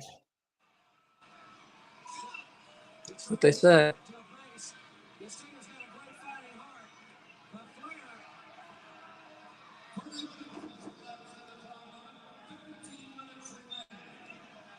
Okay, what do you think? 15 minutes remain. What do you think about this match, Kay? It's been good. Yeah, you like it? Not too slow for you? Dylan, what do you think? Absolute garbage. No, I'm kidding. It's good. No, I like it. I like this type of technical, slow paced, thinking about what that next move is going to be. Wrestling. It doesn't always have to be fast paced, getting right to the end of the story. Mm-hmm. Mine has been wandering a bit, but I think that's just my brain. But I think a faster paced match would not let my mind wander as much. Yeah, it is a slower paced match. I wouldn't say this is their best match they ever had against each other, but I wanted to watch this first just because it is their first meeting.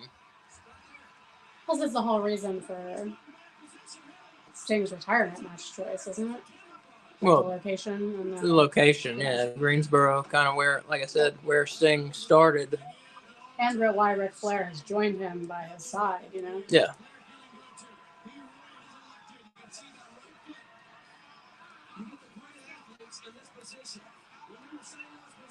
Well, it's all coming back to Ric Flair and Sting in Greensboro.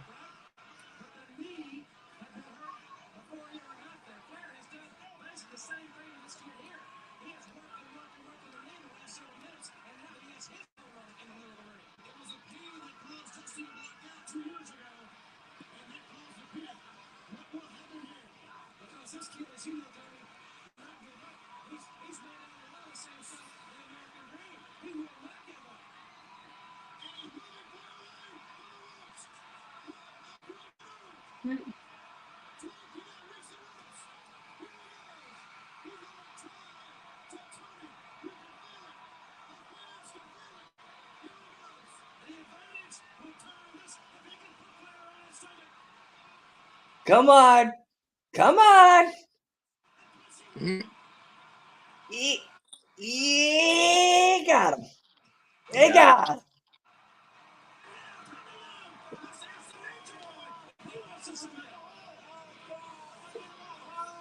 Oh, God. My baby. Baby.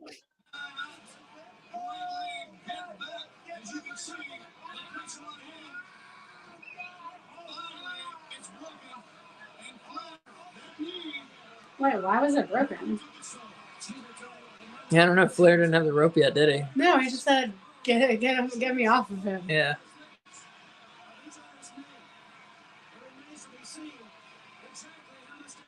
That's how you stretch out a fucking Charlie horse, though, right there. I tell you.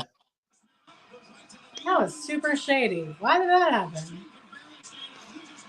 No one's saying anything, and no one seems outraged. Maybe I just missed it. Yeah, I thought the same thing. I thought maybe I missed it, but no, I don't think so.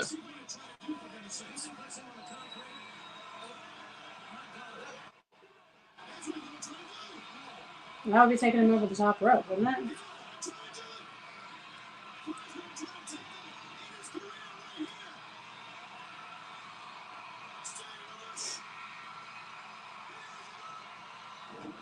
Yeah, thankfully I only have to work 2 days this week. And then I'm off Thursday, and then my birthday is Friday. What are we doing for your birthday? Oh no, we were gonna watch Rampage on Friday. Yeah, we're watching Rampage too. We can do something else. Saturday. We're going to dinner with my family Thursday, and then I don't know what we're doing Friday. We're gonna do something before Okay. Rampage. We haven't made any plans yet, Okay. but we're gonna do something fun. What do you think? Might go to the Boxcar. I don't know. I like that place a lot. It's my favorite thing to do around. That's within a drive around here, really. Did you know Roar's getting an arcade? I did not. Yeah, I saw it on Facebook. Of new things happening in Winston-Salem in Awesome. 2024. Very cool. Is what? There's this place Roar that has like 8-pin mini bowling and like wacky 8-pin mini bowling? Yeah, and like wacky indoor mini golf, and they're adding an arcade. How much is that? I don't know. The bowling is a lot. It's like $40 or something. Yeah, it's crazy. Like crazy price for bowling. $40. But the mini golf isn't crazy. that much, I don't think. Because we looked into it and I was like, "Fuck that." Yeah. I remember. We made them say the price like 3 times. We're like, "Did you say $40?" Do you guys have like a Golf bowling seems alley? awesome. Yeah. How much is like your local bowling alley? I don't know. It's not that much. We got coupons for that too. We don't have coupons for that. Oh, I have coupons for that. I haven't looked. Yeah, because my flight Monday leaves at 7. Yeah, we were gonna look into the mini golf and find out how much that was, and maybe take you there. Well, we got Friday. We got. We'll talk about it later. We'll talk about it later. I have no idea. It depends what we do the first 2 days. Well, yeah, you're only with me Saturday to Monday. Yeah. That's it. Friday I'm in Charlotte. Friday I'm in Charlotte. Yeah, I was almost thinking about going to the barcade Sunday, since we'll have to drive to Greensboro anyway. That's what I'm saying. It's like Sunday should be the day like we do like something that's near the Coliseum. Yeah. So that way we could do like a quick thing, grab food, and then go. Because, 7 p.m. is going to be 0 hour. So they'll probably let us in at about 6. So if we get to the line by like 4:45, 5:30, then we'll only have to wait like 30 minutes before the show allows us in the building. We could try to get to the merch line beforehand or just go right to our seats, and then that's that. But yeah, that's kind of what I was thinking, was maybe do the barcade, like I said, Saturday, since we'll have to drive to Greensboro, Sunday, I mean. Sunday, yeah. So since we got to drive Saturday to could just Greensboro be like Sunday, an easy thing. Saturday we could just like go get food and go home. Like we don't have to be out and about Saturday. Well, that's what I was gonna say. We have options. We don't have to be. But yeah. Yeah. If anything, Monday, if we're bored at the house, we could do something. But I mean, I'm a homebody, so I don't really care. As long as we hit Olive Garden, I don't really care. You know what I mean? I figured we'd do that Saturday. Yeah, I'm saving my appetite for that. Absolutely. We can talk about it after the show, though. Yeah. We don't have to plan it all out, but kind of get an idea, at least, of what we're.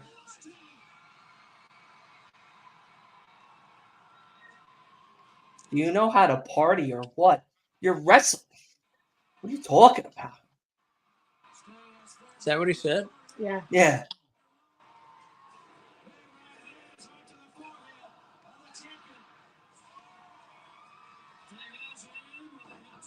He's the stinger. That's a Sting. He's trying to get stung.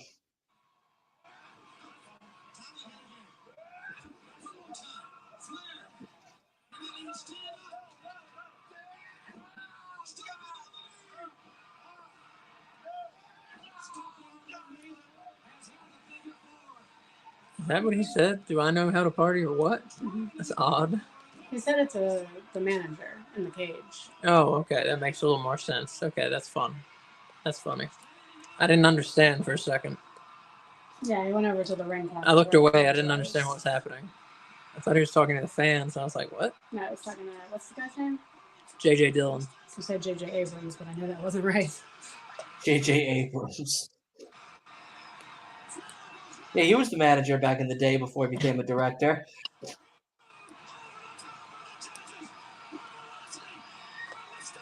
Business is picking up. He threw Flair over. Got the flip over the turnbuckle spot.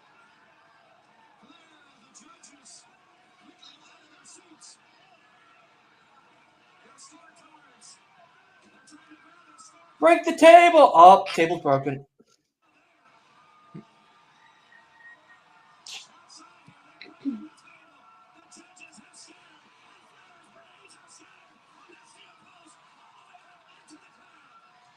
Somebody touch him! Somebody grab his hair!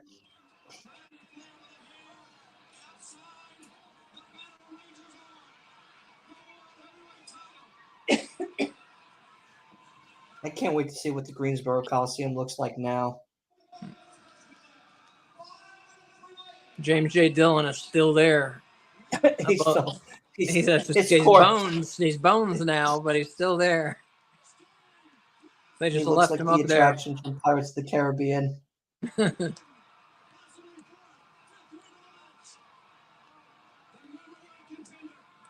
First thing we get to the Coliseum, we're looking for JJ Dillon. Bands come through. And ice capades come through. No matter what, there's James J. Dillon just hanging there.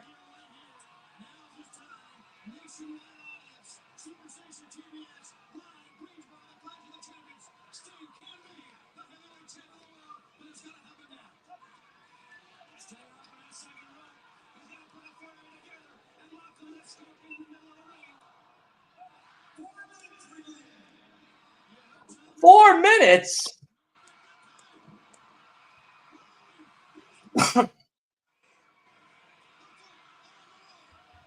Oh my God. Flair.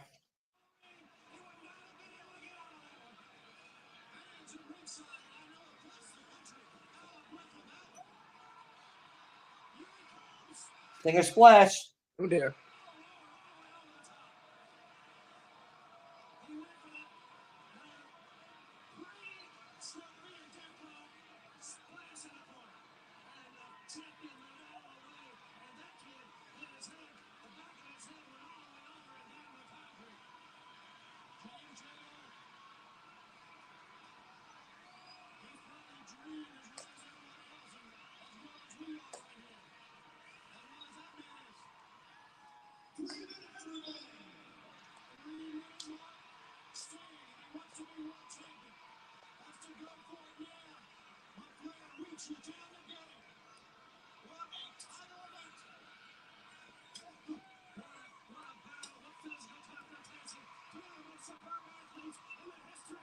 Come on, Sting, win this for me.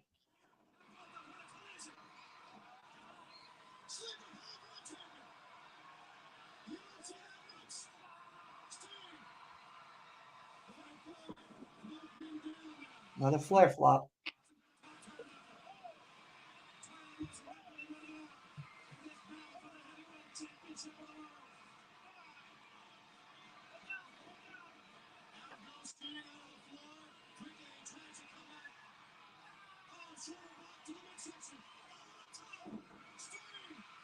Get warmer in here. Get warmer in here. Please.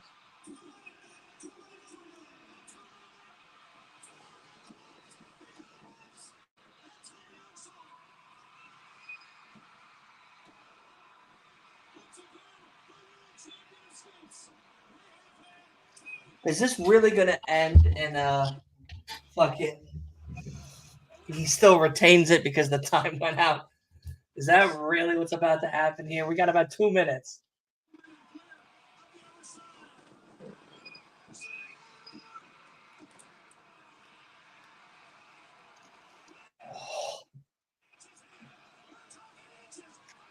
Look, listen to JR. We're talking inches here. We're talking inches.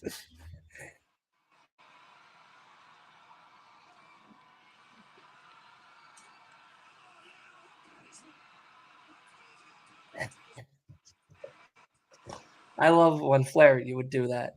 You fucking kneel down and be like, I'm so sorry. I'm so sorry. Please don't hurt me. I'm so sorry.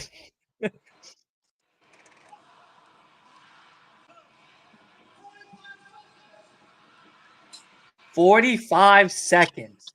Bam. Stinger splash. Flare flop. It's going to end. He's going to tap out, and the time's going to go off. Flair's retaining. Son of a bitch. Come on, Flair. Oh, you got to last 20 seconds.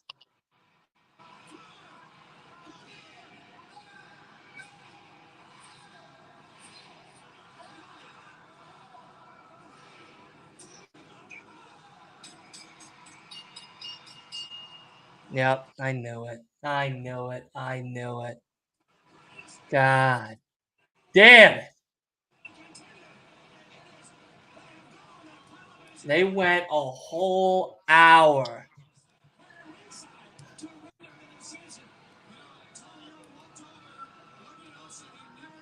Give it to Sting.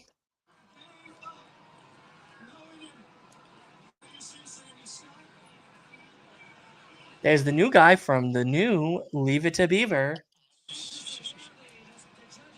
Eddie Haskell. Some guy from NWA, Wayne from the Wonder Years. Oh, wait, I forgot about the judges. New Leave It to Beaver. Some chick who'll spread her cheeks for $100. So, wait, so. I don't know about all that. Huh? They get to decide who gets the belt? Yes. Yeah.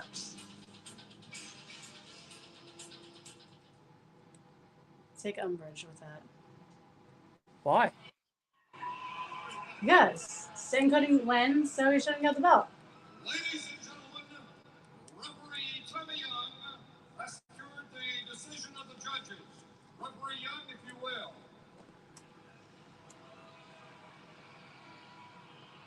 Judge Perryman has scored the match for the Nature Boy Ric Flair. I'll be buying her a pearl necklace. Thank you very much.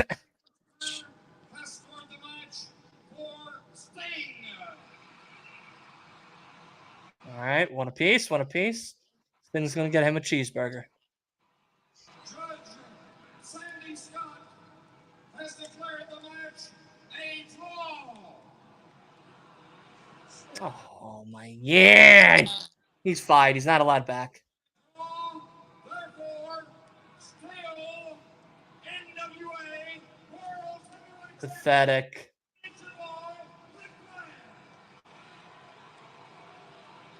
You're a judge. I would put You every have to single be one of those people a in the draw. ring and Stinger splash each one of those judges. Absolutely. With no regard of human feeling. Wow. What a crock of crap as that is.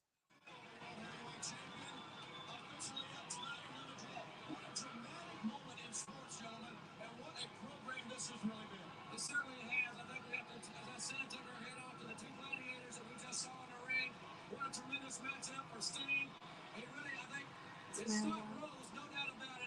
And Ric Flair, what can you say about him, Bob? 5-pound champion of the world, barely hanging on to it. Oh, I sure did, Jim. And not only that, too.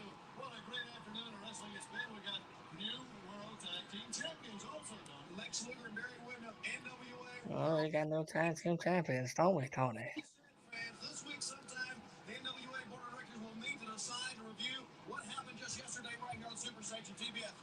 Also, don't forget to join us next Sunday at 5:35 NWA Main Event Wrestling each and every Sunday night right here on Superstation TBS. It's been a great program, and the reason it's been the great program it is because the NWA, we say it so many times, is the major league of professional wrestling. What you saw in the ring proved it time and time again, Jim. We saw some of the great matches. The Fantastics came that close to winning the United States Tag Team Championship. It will be the only opportunity they'll have, no doubt about that. We saw Mike Rotunda retaining the World Television title. Kevin Sullivan, is he deranged? As a deranged female, plus, ladies and gentlemen, that great match up there. And as Tony said, hopefully we'll be able to bring you fans a little bit about the press conference coming next week. Fans, that's all from Greensboro. Thank you for joining us from the NWA Jim Crockett Promotions. We'll see you at the Superstation.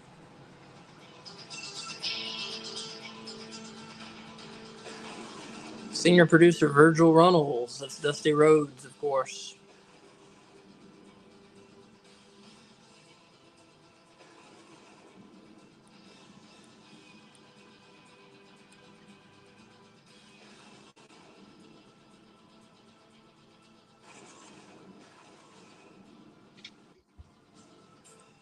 What a show.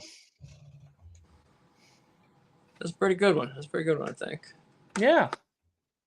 Clash of the Champions 1 just concluded, ladies and gentlemen. So, we had 5 matches in all. I think it was a pretty good show. We had a wide range of wrestling action in those 5 matches.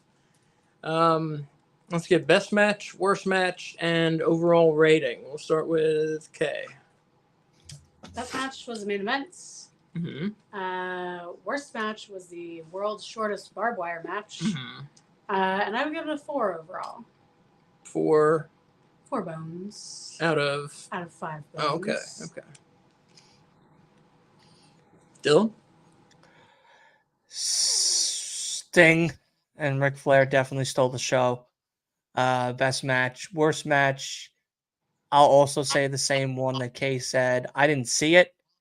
So, yeah. I like the other two. I thought the other two were good.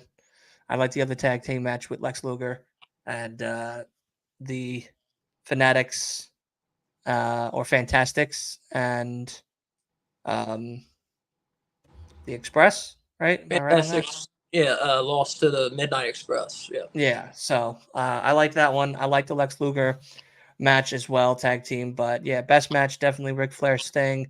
Worst one was the one that I actually wanted to see, which had, of course, Dusty Rhodes, which is one of my favorites as well. So I'll stay on theme here for No Bones. I'll give it also 4 bones out of 5. All right. So I enjoyed it. I hadn't seen that show in a long, long time. Best match, I think we're going to all say the same thing here. Sting and Ric Flair, definitely. That was a very good match. Yeah. Deliberately paced, and definitely in the last 25 minutes really started to pick up, and it was awesome. Yeah. Fantastic finishing to that match. Ric Flair, I'm sure, was calling the match and really showing you why he's the pro's pro, and Sting rose to the occasion. They both put on a great match. Fantastic match, I thought. Worst match, definitely the barbed wire match that almost wasn't. The 3-4 minute long barbed wire match. I don't even know why they bothered. Bizarrely short. I wanted to see some blood, I wanted to see some action and some blood, so I don't know why they see someone's head chopped off. Yeah. Overall, I'm going to go with 5 bones out of 5. I really enjoyed the show. I loved getting to see Luger and Wyndham win the World Tag Team titles. They pulled the Dusty ending on the Fantastics. That was nice getting to see that. And just getting to see the Greensboro Coliseum crowd just crazy. They're going crazy over the World Television title match with Rotunda against Jimmy Garvin. Yeah. That place was just off the hook, as they say. Those kids say. But yeah, I just really enjoyed getting to see that, and the wrestling was top notch. I mean, I can't call anybody out as looking bad. I thought it was all very good. I love that NWA mid late '80s. That's one of my favorite eras, one of my favorite styles, and yeah, I love to see this today. Very good. Um, so, Dylan, anything you want to promote before we say goodbye? Nothing tonight, nothing tomorrow. We are taking a little bit of a break. We're going right back to it, though. Of course, come this Tuesday with none other than Just Laying Down himself coming on, JLD. So definitely make sure you check us out for that Tuesday, 8 p.m. We're going to be doing a podcast covering, of course, this week's Royal Rumble and all the other craziness that has circled around the WWE. Plus, of course, Dynamite, AEW Dynamite Watch Along, as well as Thursday, we are doing, I believe, a TNA watch along, as well as Friday Night SmackDown and Rampage, and also celebrating Ace's birthday. And then, of course, AEW Collision as well on Saturday to wrap it all up. And that's about it. And also, we'll be back here next Sunday. I think we'll be watching an old Elimination Chamber. Well, yeah. I mean, unless you wanted to change it, I don't know. I kind of want to change it, but we can talk about that. Yeah, we'll talk about it. Okay. We'll talk about that. I figured this was coming. I don't want to change it. But we will be back next Sunday with an old wrestling show. Awesome. At 12:45 on Sunday. And you can catch AEW Weekly with me and K Fabulous right back here tomorrow night at 6 p.m. Mondays at 6 p.m. AEW Weekly, as always. And we'll get you caught up on what happened on Collision and Dynamite this week and give you our rankings and our opinions on a whole bunch of stuff going on with AEW and kind of a look ahead at Revolution coming up in just over a month, starting to take shape. And I think that's it for us today. So, folks, thanks for joining us. Hope you enjoyed Clash of the Champions. It was a little bit shorter show for you this week. And, yeah, as Mick Foley would say, have a nice day. Bye, everybody.